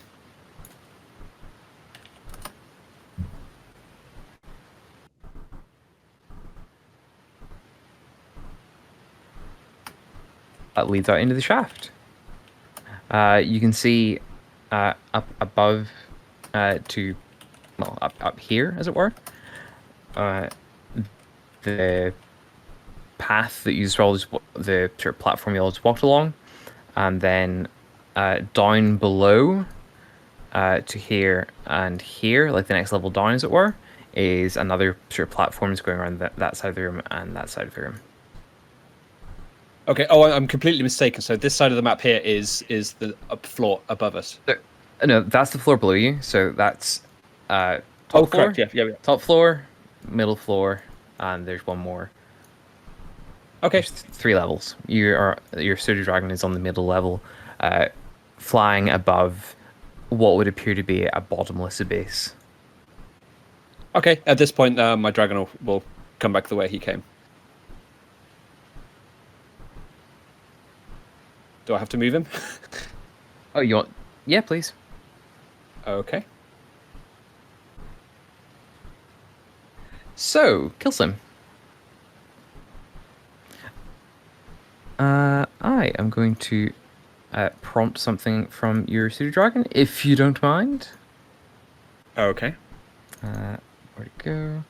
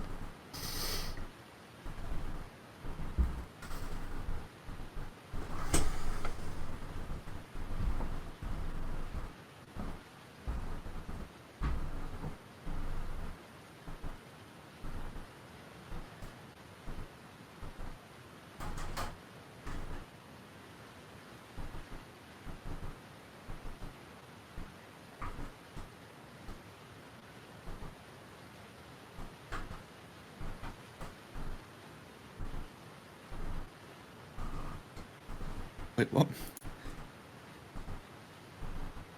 Oh, Weird.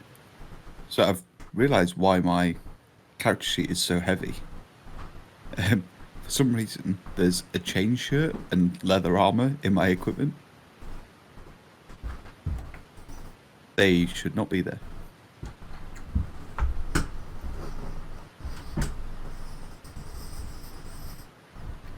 do you want to give them to me? There we go. That's better.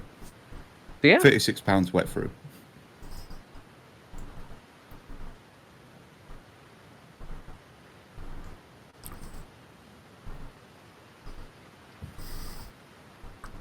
Oh, okay.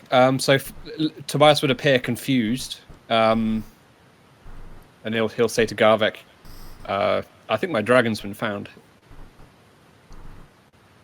I can't see through its eyes anymore." Oh, But there were Can you- kobolds down there. can you summon him back to you? Filbo, can I? It's not instant, is it? No, it is unritual. Okay, no. Tobias would shake his head. Wait, what? It wouldn't be Oh, quick. if it's being killed, you can't. But if it's still alive, then you can summon it back to you. So that's what I was asking. If you can summon it back to you, Oh, then it's no. still alive. But Do I know whether it's still alive, Phil, or is it just? But basically, you would know from that. No.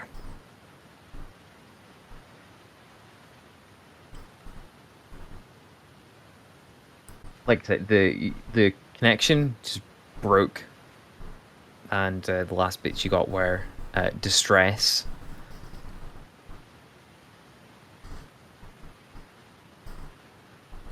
In. Okay. Tobias would shrug and say it's probably dead at this point. kobolds killed it. Tobias says, "Well, there were kobolds there."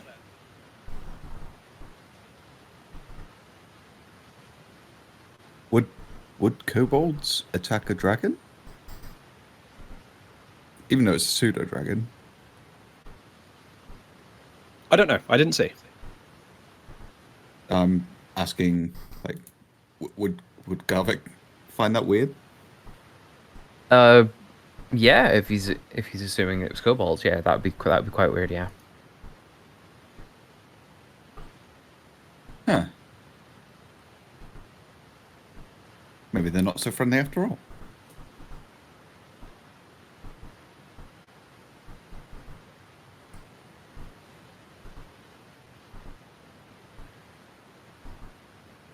Are they still hammering in pittance?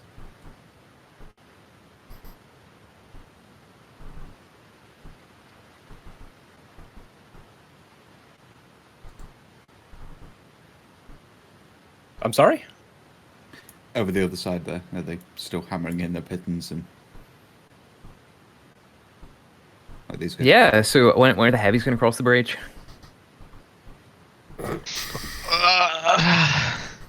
I guess I'm gonna try it now. I'm definitely going to let him go first. With the rope tied around me.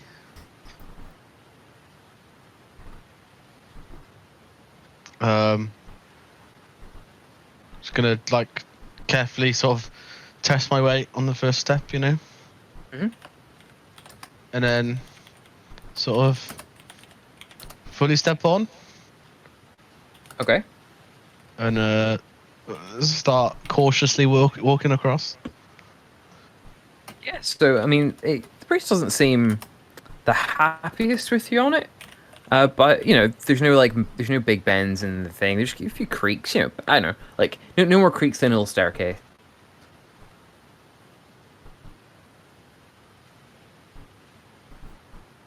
Once he's over, No, you asked me for a perception. I don't know why.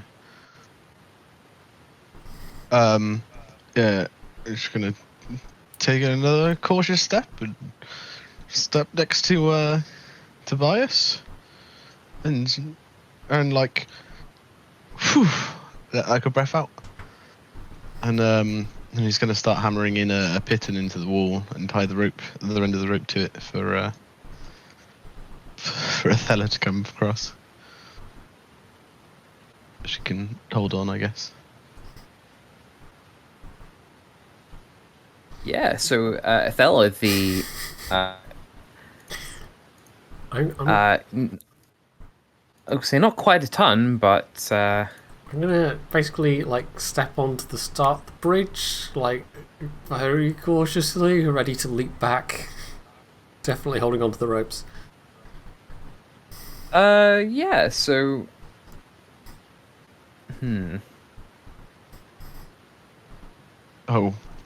Oh, and I have. oh no! Give me an athletics check. Just Oh god. Please don't roll badly. Okay, that's alright. yeah. It's all good. So you very carefully make sure to step your hooves on top of the like on the boards, like directly above the sort of struts come out from the wall, and you know leaning reasonable amount of weight in the pitons that and the rope that Garrick's or Vans bashed in, and you've been in some ships that have sounded healthier this in the middle of the storm, but yeah, no, you do get across. It felt a bit dicey in a couple of places though. Okay. I like to say for whatever good it does, Tobias will try and help at these last 2 squares here. Yeah, sounds good. And since I've already asked everyone else for a perception check, Pointy, can you give me a perception check, please?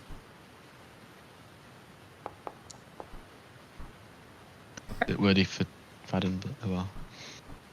It's some kind of elvish. Oh, you can't. Wait, why have I not got? I've not got giant on my thing. Yeah, why haven't you got giant? And also, why is my name spelled wrong? I don't know. 2 H's for some reason. It doesn't on my sheet, which is Okay. weird. There you go, changed. Okay.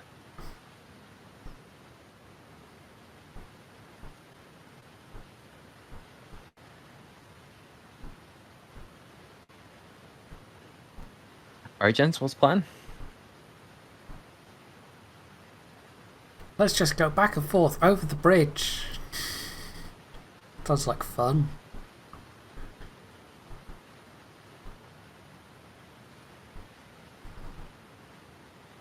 So Garvak is smelling something is weird, so he's going to cast Mage Armor.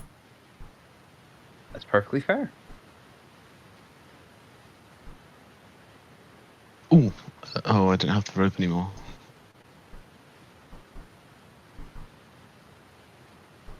Oh well.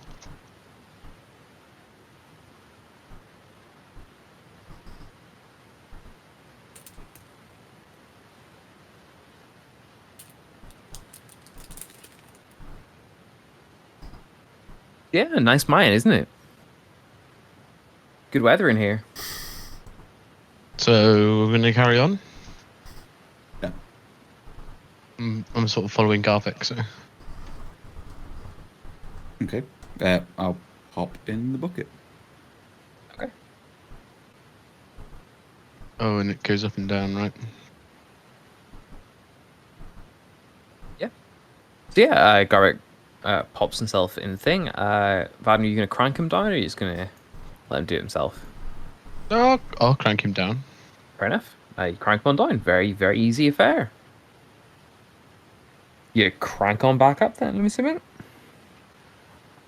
How big is this contraption? It specifically says it's big enough for one medium creature, and congratulations, you are a medium creature. Might be some So, legs well, sticking over the side, but okay. So don't think too much about this one, okay? Okay. Much in the same way the rowboats were good for 2 medium creatures, but given the average medium creature weighs we'll say £50 either side of 200, and you're more like 250 on one side of 500. Yeah. Yeah. Anyway, it says medium creature, so we're not going to think about it too hard. Okay. I mean, it takes rocks and ore up and down, so I'm sure it's fine. Okay. Can I crank myself down if I hop in? You may. I will crank myself down if I hop in. When I hop in. I hop in. I get out from directly underneath. I guess Tobias may as well. It has a crank on this end. Tobias will assist on this end. Oh, I teleported. Oh. Yeah, if you drag your token into the middle of the cross there, I didn't. Oh. That's all right. Same difference. Okay. I guess Tobias That's is cool. next then. Sure. Well, they've all cranked themselves down, and it is your turn once again. Oh boy, okay, I'm going to try this. We'll try it then. So I have to press shift or something? So hold your token so you've got it in your hand, Yeah. then hold shift and drag it in the middle. Aha!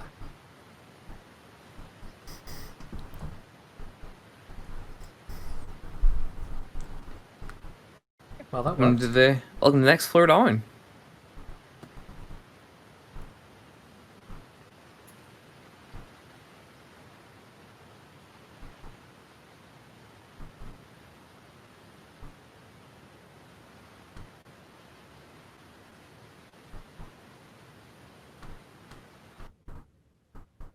Cool. So we know there's something hostile down here, so roll stealth again. Yeah, you probably should.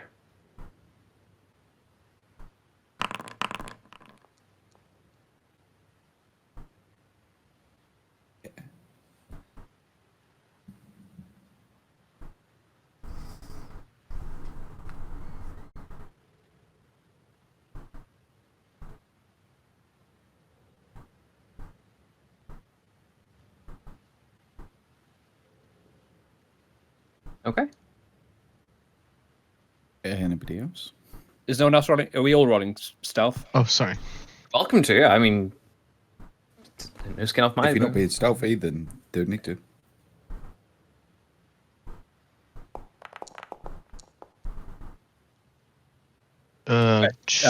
Tobias Sure. is gesturing up this way. He's making it clear. Ooh, shiny things. Hold on. Look, purple shiny. We can get the shiny later. What is that? Is that shiny? I can see it, right?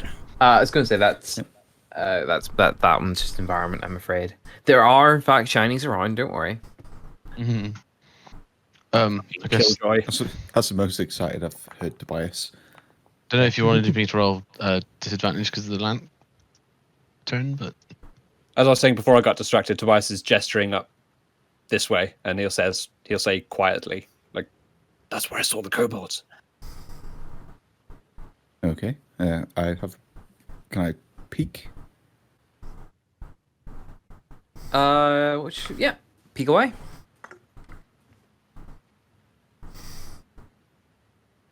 Okay, I can sort of see something. Yeah, whatever you can see, you can see. Enhance. I see a claw coat. Vaden, well done. You hear a yelp from down the corridor in Draconic.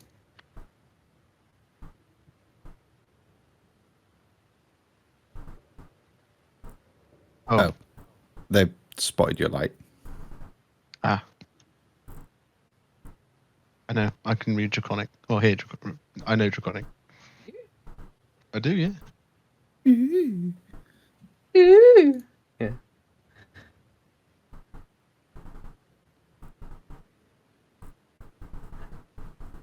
So yeah, you see them all scrambling for weapons at this point. Oh. Okay, I'm gonna step out. And just sort of have my hands up and just say, it's okay. We don't mean any harm. In Draconic.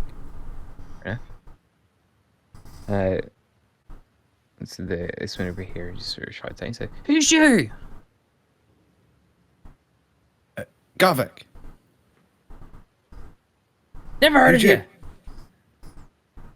Crack. Really?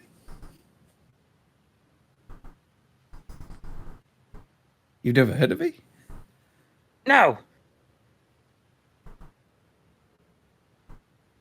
I'm the one that reads books.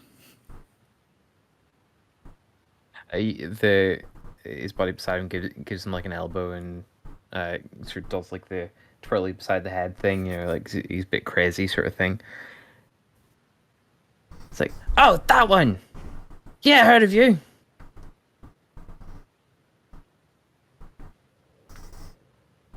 See? We don't mean you any harm. Just... What? What's going on, buddy? He's gonna the one beside him's gonna like elbow Greg again. Say, watch out, he's probably got a book.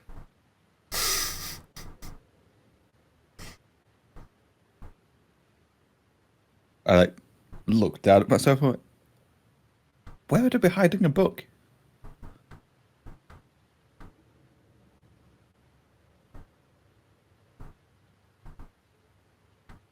Look back at you and say,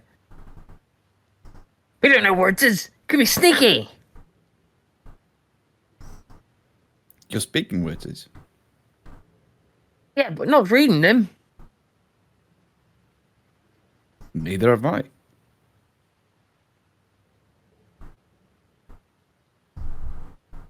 Look at each other again. As if you made some fine point in an argument. In that case, can we talk? Fine, no big ones. Okay. They meant words, by the way, not people. Oh, I thought people. Oh, well, I thought both, but you know.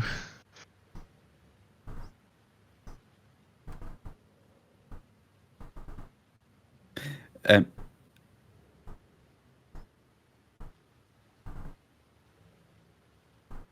so the miners have asked us to come down here and see why you kicked them out of the cave.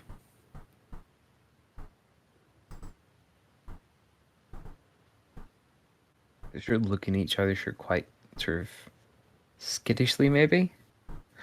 And sort of look back and say, Trex's idea. Can we talk to him? In that case,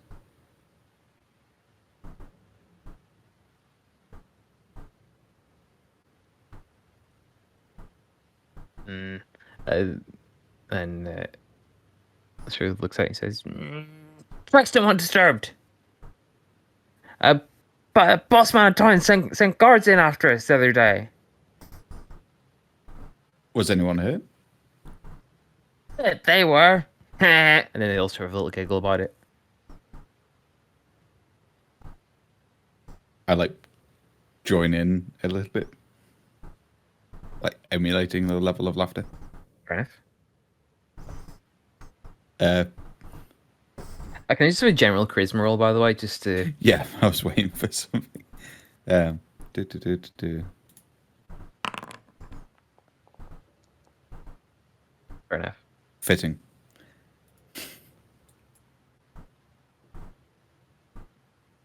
Okay.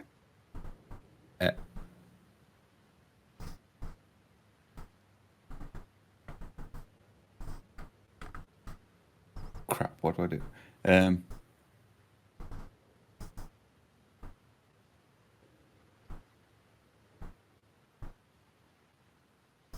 See, they're quite keen to get the cave back.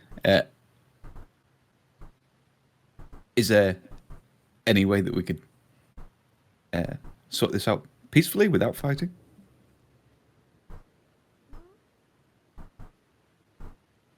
Luke sort of scratches his head and says, and sort of points to the sort of quite emaciated sort of giant rat at the ground and says, "You got foods?"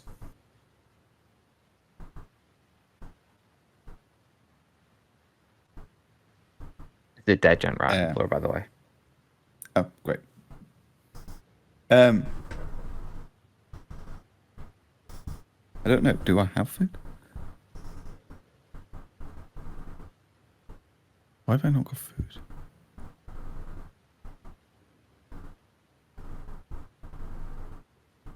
Look around the corner and like, has anyone got food? Yeah. I'm gonna take out a ration. I'll gladly take the ration and sort of wave it at them. Say, got food? A hushed discussion that you can't make out, and says, Where are you going? "Come talk."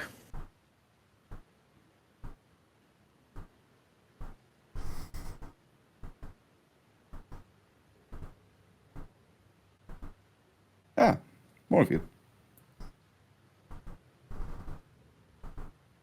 Unless you're like half-heartedly holding their improvised short spears / javelins. I thought it just kind of waves awkwardly at them.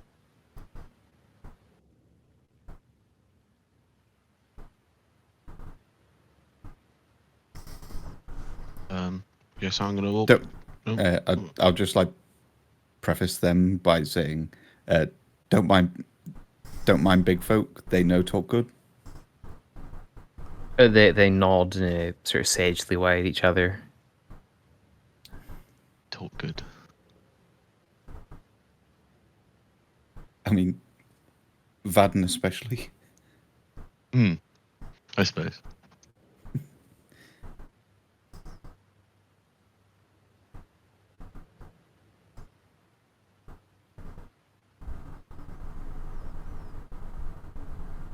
So you're down here for the rats? Sort of they shake their head and sort of swing over here. Replies back and says, "No, Trex led us here. Has wings like a dragon." Where is Garvek? Under you. I didn't see his token at all. All right, the thing's borked I down. am stealth. I was gonna take those off because you don't need them anymore.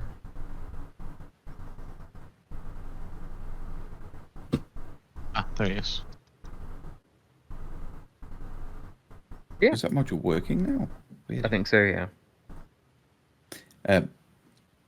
Anyway. So Trix has wings? Yes, like dragon.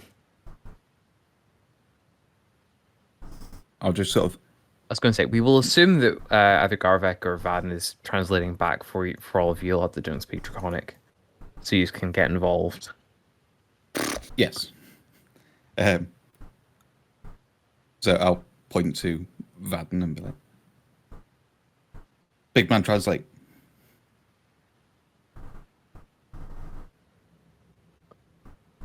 Swap words. Big man, swap words for big folk. What, are you saying that in Draconic or in? Yeah, to the kobolds. Okay. Yeah, I will I'll translate. just turn to you and say, can you just translate for the rest of them? I will Trying to translate. Yeah. portray an air of confidence. Fair enough. So they're all sort of nodding at each other, and they seem to be rather fond of this Trex fellow. And say, "Oh, Trex smart. Speak like human who knows lots. Don't even speak dragon no more."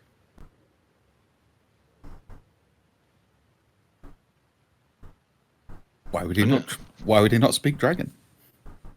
He's smart now, like human. I'm going to say in Draconic, like, What is he?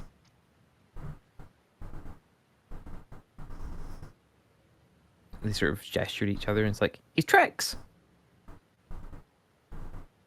Of course. I'll like. Would Garvek know what he is? I think presumably he's another kobold. With wings like dragon. Yeah.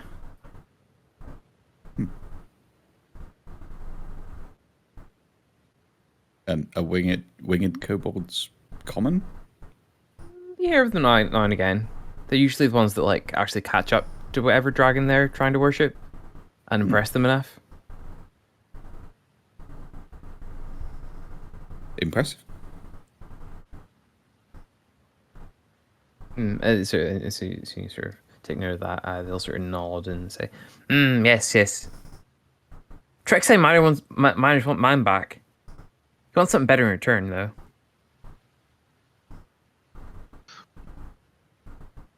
What like? I'd say safer in town. Lots of food in town. And they'll sort of like nod, sort of quite furiously at that, and you practically see like little bits of drool come out of their mouths. I'll turn back and in common I'll just say, I mean, if we wanted staff,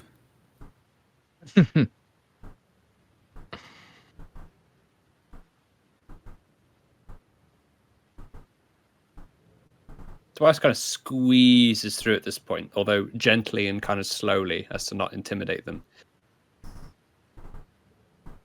And he'll ask the group, did you see a flying kobold in this mine? You mentioned flying kobold. Oh yeah, Trex's wings. Yes. Where is it? It. he. Where is he? Oh, but I'm going to Garver. I'm going to assume you're translating for him at the minute, since they don't actually speak common. Yes. No, I can. So, Tobias can speak Draconic. Oh really? Oh cool. That makes sense. easy then. everybody speaks dragon. Apparently so. Yeah. Makes so- sense because they're in the familiar. Yeah, exactly. They point on that way. Trex downstairs. How big is Trax? He sort of he points towards Vast. Not bigger than Vast. And only a little bit bigger than small.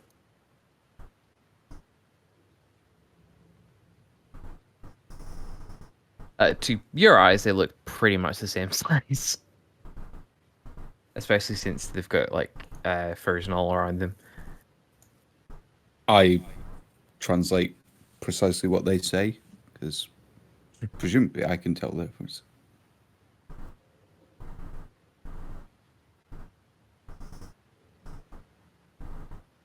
Oh shit! I've got something that I want to find out.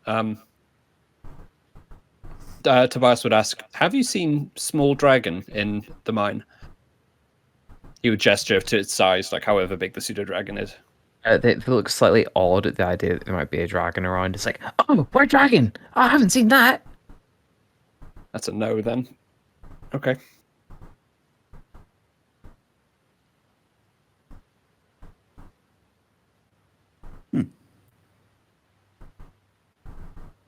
Where did he get to before he was attacked?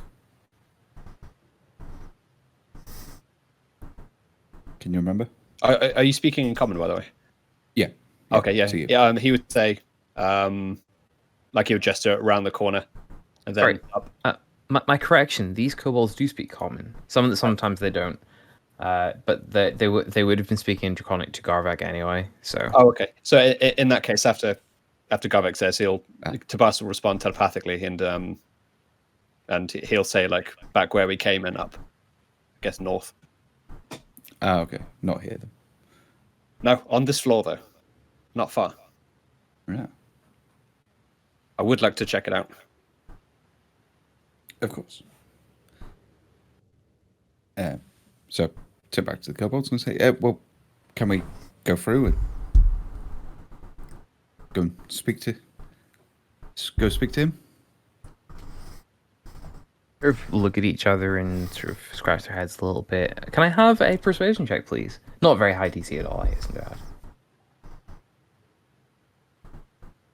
Persuasion. Higher than Is that, it though. higher than Classic. You know what? It's been good chat. They sort of go, okay. Done that way.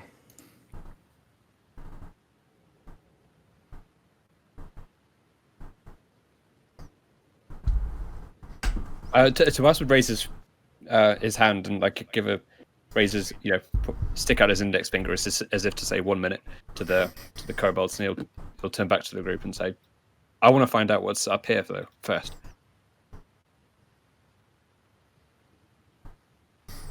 Oh, we could ask. Oh, yeah, that's a good idea. Tobias would turn back to the kobolds, ask in Draconic, around the corner and up. What's up there?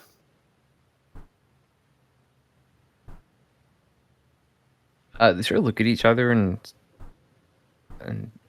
shrug. Don't know. Miner died up there though. Don't go up there.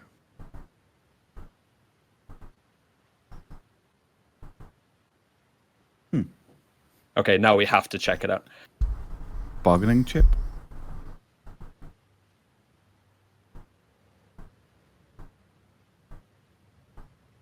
But he just said a miner went missing at the exact spot where Vilya went missing. Tobias is very careful not to say pseudo dragon, and he kind of makes that a bit obvious when he says the name. Okay. We should investigate here. We won't be long. Okay. So I'll turn to the kobolds and say, actually, we'll go and sort out whatever's giving you bother up there, and then we'll be back. No bother us. It won't again. Edward, man.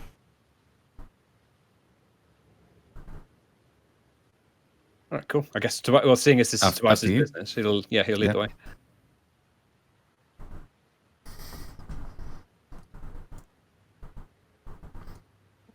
I'll follow at the back.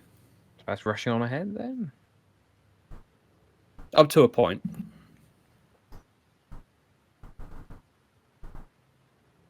Okay. Come on, if we were following in accurate formation, it would be so fucking annoying. Tobias is he's not gonna stealthily creep forwards, he's just gonna slowly step forwards. Cautiously, but not stealthily, yeah. Yeah. Is there anything unusual in this place? Like, is there the weird smell? Fairly high ceiling. Give me a perception check.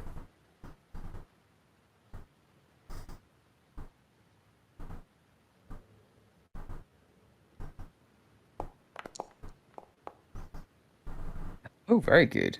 Up at the top of the ceiling, you see a strange tentacle creature.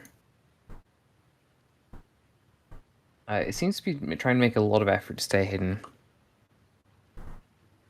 Is it aware of Tobias? Or is it obvious that it's aware? At this point, yes. Uh-oh. Having strange Half-Life vibes for some reason. Yeah, those horrible things on the ceiling. I can't remember what they're called. I'll have your hand out for this somewhere. Oh no. There's actual artwork, but there you go. Okay. Oh. Mm-hmm. So it's like a a man of brain with war, the but beak and tentacles. Is Lovely. that a brain? Kind of looks like a brain. Ish. A brain beak.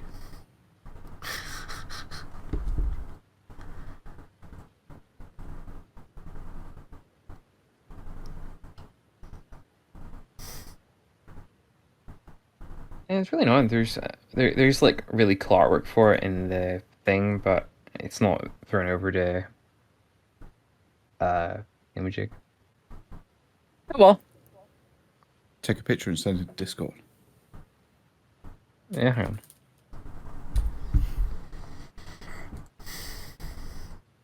Is my dragon anywhere obvious here? Like, is there a carcass? No. They sort because of how they're summoned, they sort of poof into non-existence when they die. Oh, okay, yeah, that's obvious. Okay, at this point, Tobias would turn back and ask, "Do we deal with this?" Oh, the others would know, would they? I guess Tobias would say, "There's something on the ceiling, and it doesn't look friendly. Do we deal with it?"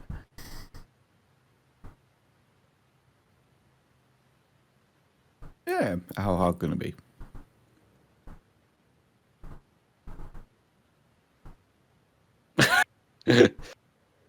Oh, Oh, what? you still there, Phil? I think he's just he's gone. So he's had a power cut. He's just texted me there. Oh, right. So take a 5-minute break. Yeah. So yeah, the Grell, that well, Tobias has seen. He hasn't called out the rest of you just yet. Resembles I have. a. Oh, have you? Sorry, I must have heard that bit. Cool. Do you want to highlight again?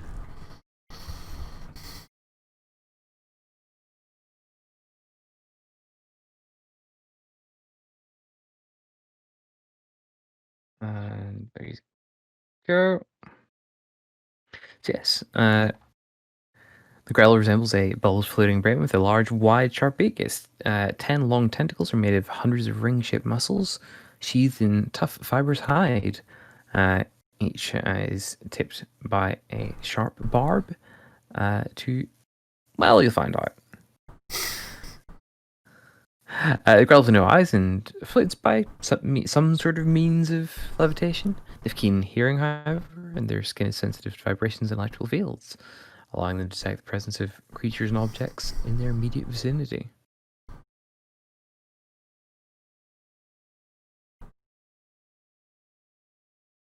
Yeah. All right, I guess I get the start then. Hmm. Tobias is going to move out the way to make way for other people first. Mhm. So go over here, and he'll give it a good old Eldritch Blast. Cool. I'll consider that the opening salvo, but I will ask for initiative from everybody, please.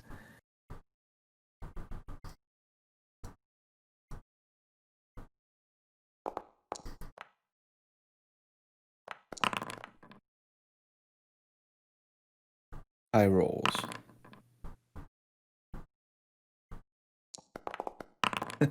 No!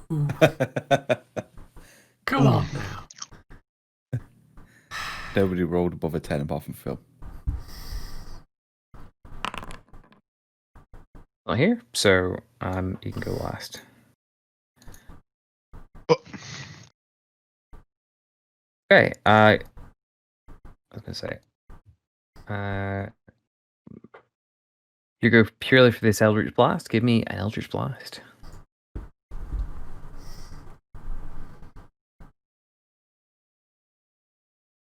And make sure it's targeted. It's weird that it lets you do that. Fucking kidding me. I may as well let you roll that. You may as well, yeah.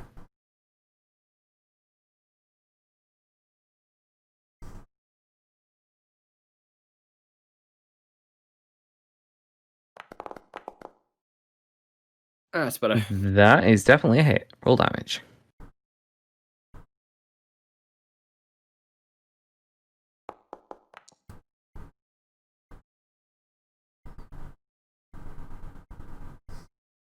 Damage. Good start.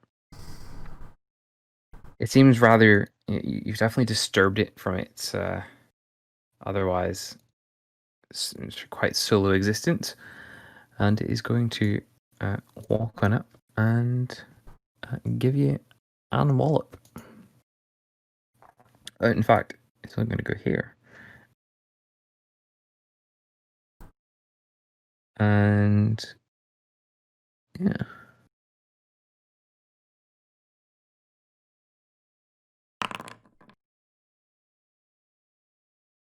Does 21 hit? Very funny.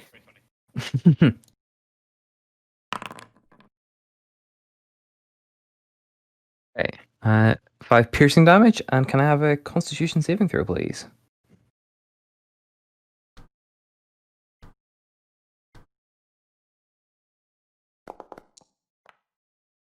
Brilliant. Guess we'll find it out.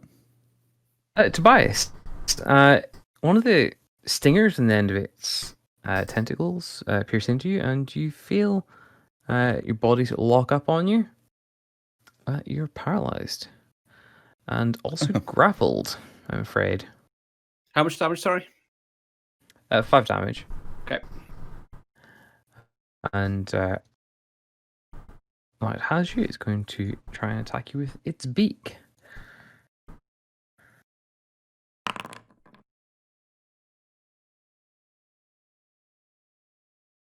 Oh, right, yeah. Paralyzed. Yikes. Oh, dear.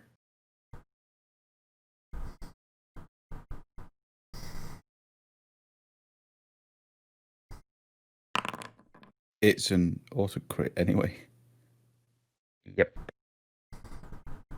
Oh yeah, this will be easy. Yeah, whatever. That is 10 damage to Tobias. Guys, the rest of you, from, well, Vaden and Ethel at least. Oh no, you punches? What the fuck? Did you take the damage away from me? Yes. Okay. Oh, sorry. I did as well. Yeah. Vaden and Ethel, you see Tobias fire off an Eldritch Blast at this thing, and then it retaliates immediately by lashing out with its tentacles and grabbing him and pulling him close. Speaking of whom,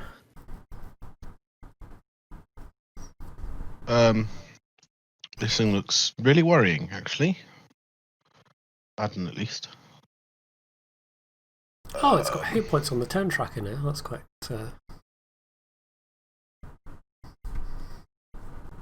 Yeah, Good Tobias does there. not look good.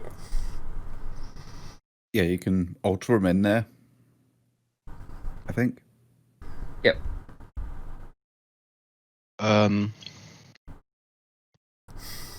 Mm, Can I put the lantern on the floor and shoot an arrow? Yeah.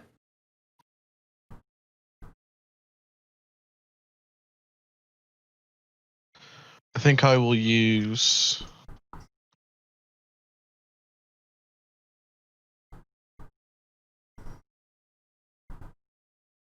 Yes. I'm gonna fire an arrow. Can I use it after the arcane shot? I know it's hit.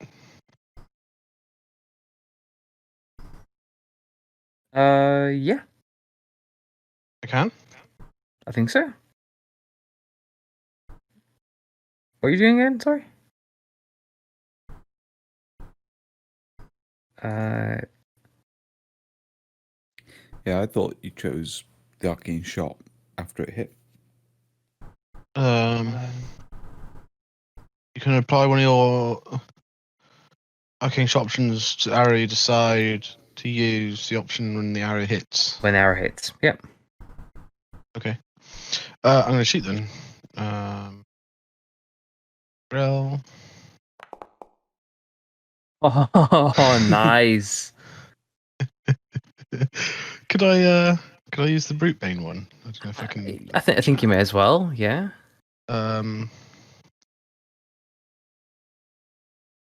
Takes extra. Oh wait, how come I can't roll? Oh, there it is. And roll damage for the bow. First, 12. Good start. I think, is it just normal or because I created? It's great, man. Double all the dice. Okay. So it's normally 2d6, so it's 4d6 necrotic. So an extra 16. Ooh, nice. It needs to make a Constitution saving throw. Okay. On a failed save, the damage of the target's attack are halved until its next turn. Until next turn, yes. Oof. The DC is I'm guessing it's plus- higher than 8.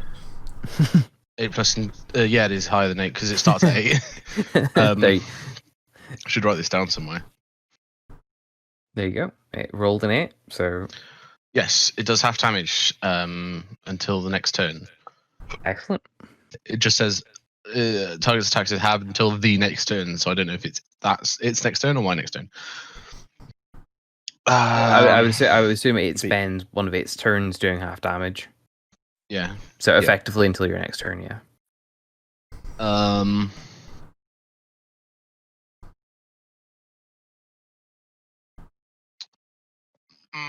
Well, no, my turn then.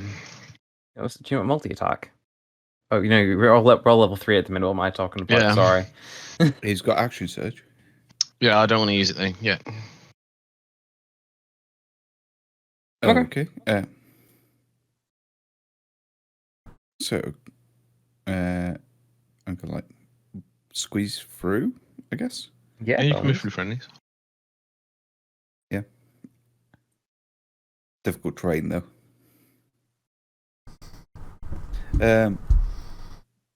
You're a small character though, so it doesn't matter. You're size smaller, so I don't think it counts as difficult terrain. Yeah, good point. You can move through friendlies anyway. You just can't stop in the same space. Yeah, but it costs extra movement though, because difficult terrain. Yeah. But since Garwick's size smaller, it's irrelevant. So sorry. Public. And advantage because he's nearby.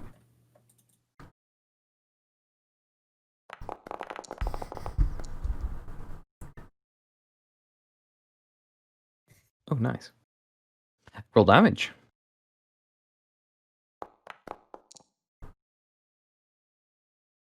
Nice. And that's my turn. Nice. I was going to say, Tobias, you're basically staring up at this thing completely paralyzed and sort of wrapped in its noodly appendages. And don't worry, your teammates got you covered. You're seeing the arrows and the fireballs fly out. It's not very happy. Adela. Oh, is it finally my turn? It is, yes. This thing's kind of floating up above, right? Yeah, it's about its head's about 10 feet off the ground. I'll move up round behind it. And I'm going to stab at it with my lance, if that's the thing I can do.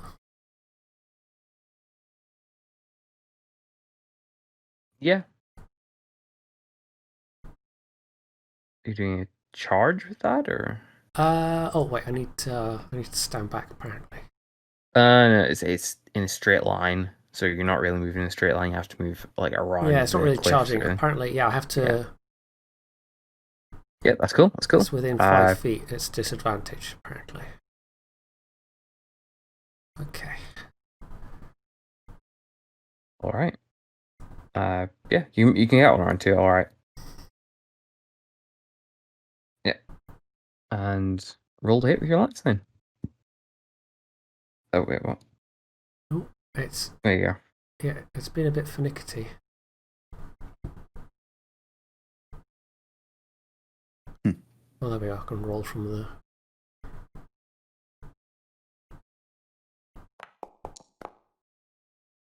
That's a solid hit. Roll damage.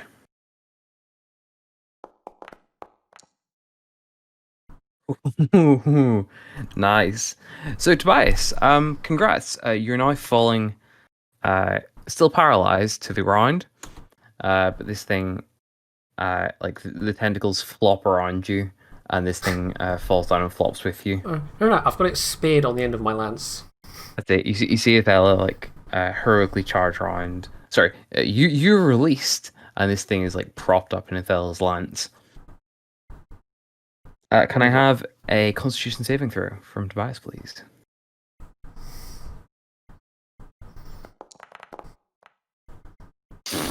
Still paralyzed. Combat over. Oh, designated healer.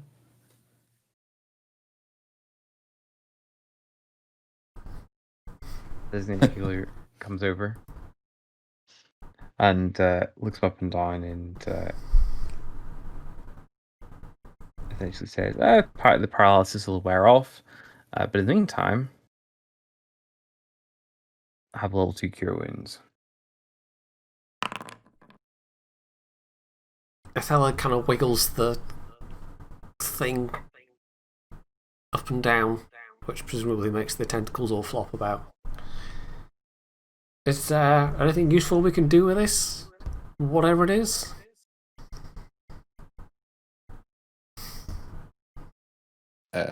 Peace offering, I suppose.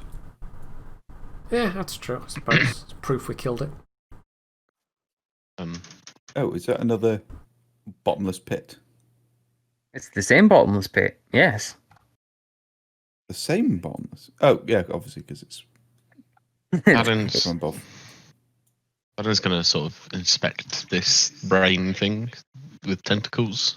Mhm. Does it look does it look similar to anything he's seen before?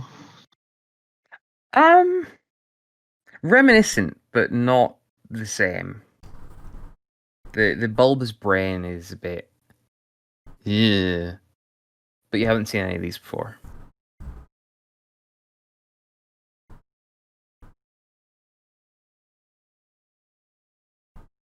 Tentacles are wrong.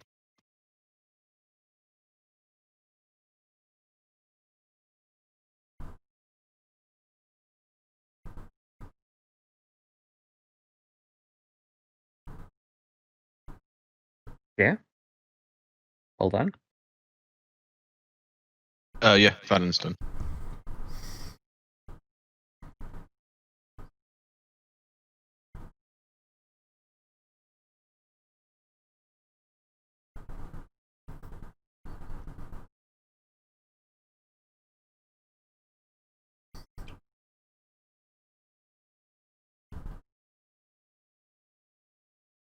Is there any like equipment or anything like lying about?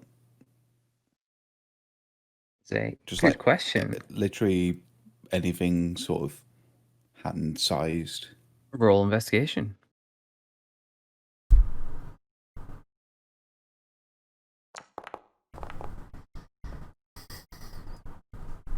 Seem to find anything. But anyone else like to roll investigation though? Yeah, why not?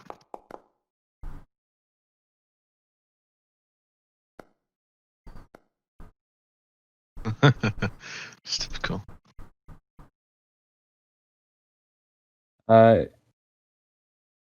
Tobias, you find sort of almost like impaled in one of the, or like sort of half lodged into one of the tentacles that was grabbing you. A ring of some sort. How do I make this unidentified? Oh, it's very shit itself. Hang on.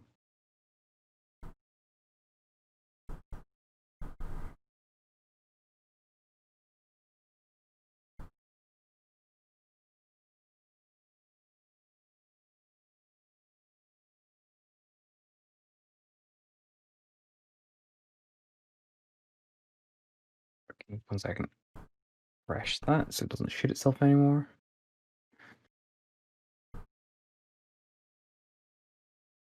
That's better.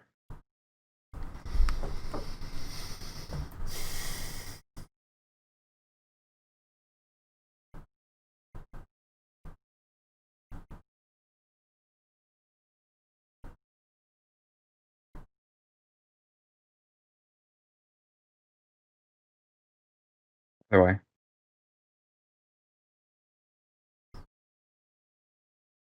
Please ensure you have at least one token controlled, blah, blah, blah. Oh, there we go.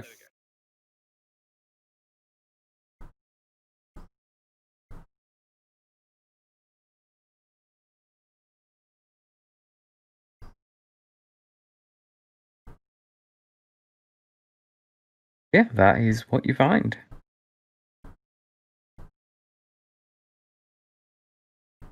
Ooh. Okay, not bad, I guess.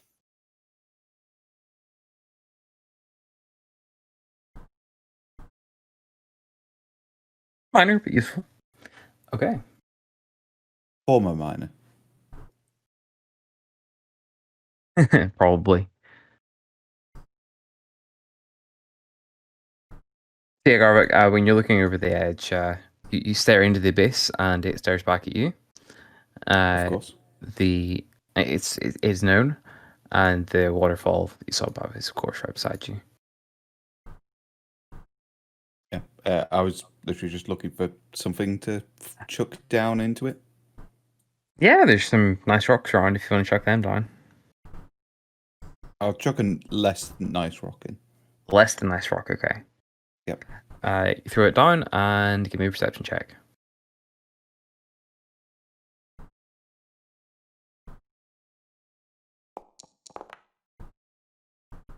It definitely doesn't hit anything. Figured it Definitely was hear- noisy anyway. It was just chucking it in there for the sake of chucking it. Fair enough then. Yeah, you definitely didn't hear anything, hit anything. You will note that down here, there's another like rickety platform, as you can see up here, the one you crossed before. So up one, there's one across here, and down there is one. I'll just draw it. So down there's a platform here, and here, and then up above there's of course the one you came across, which is here. Okay, so we descended further into the mine. Yeah. Cool.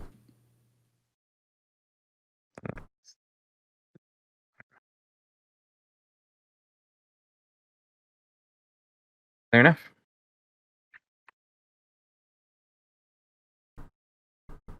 Yeah.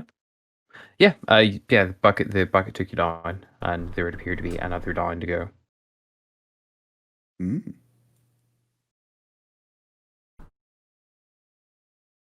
I'll relay this information to the party. Guys, we've got there's another level below.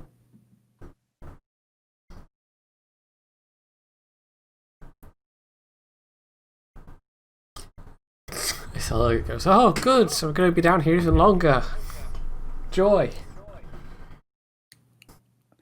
Oh, yeah, we've got some good news for you though. I found a faster way down. Just sort of point.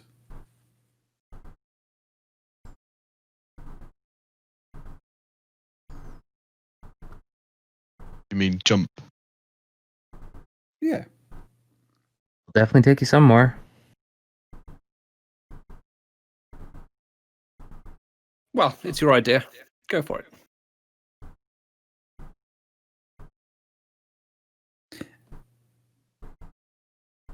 Nah. Not particularly good at jumping, you see.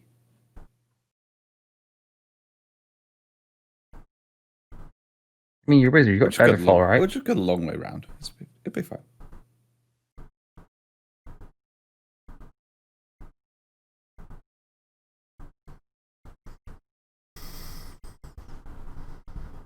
So misaligned a little bit. It's more like that and that. But whatever. Yeah, I don't want Doesn't really matter. down. Fair enough. All right, walking around then. Back towards the kobolds.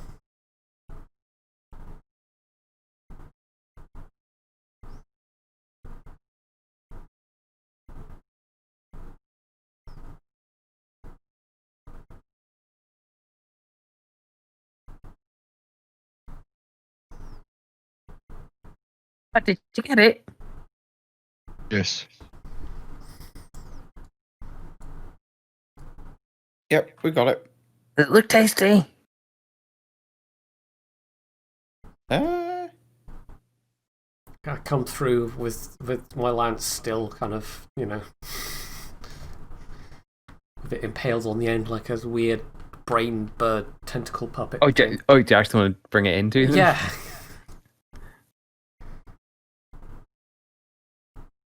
You flop it down at the feet.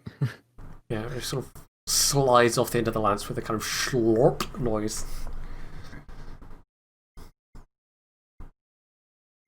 They sort of eyeing it up, and there's some definite, like hard consideration in their face.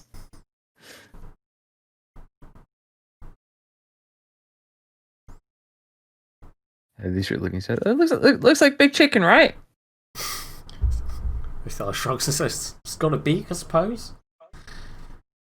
Yeah.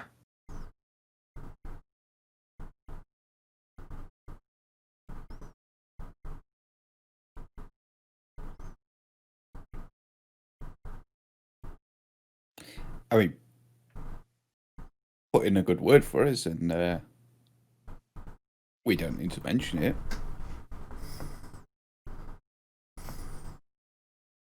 Oh, We just rip. leave it here. And, oh, lost connection. Yep.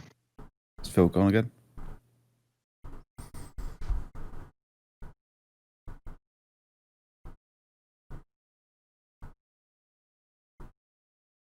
Well, given that he's not saying anything, I'm going to guess yes.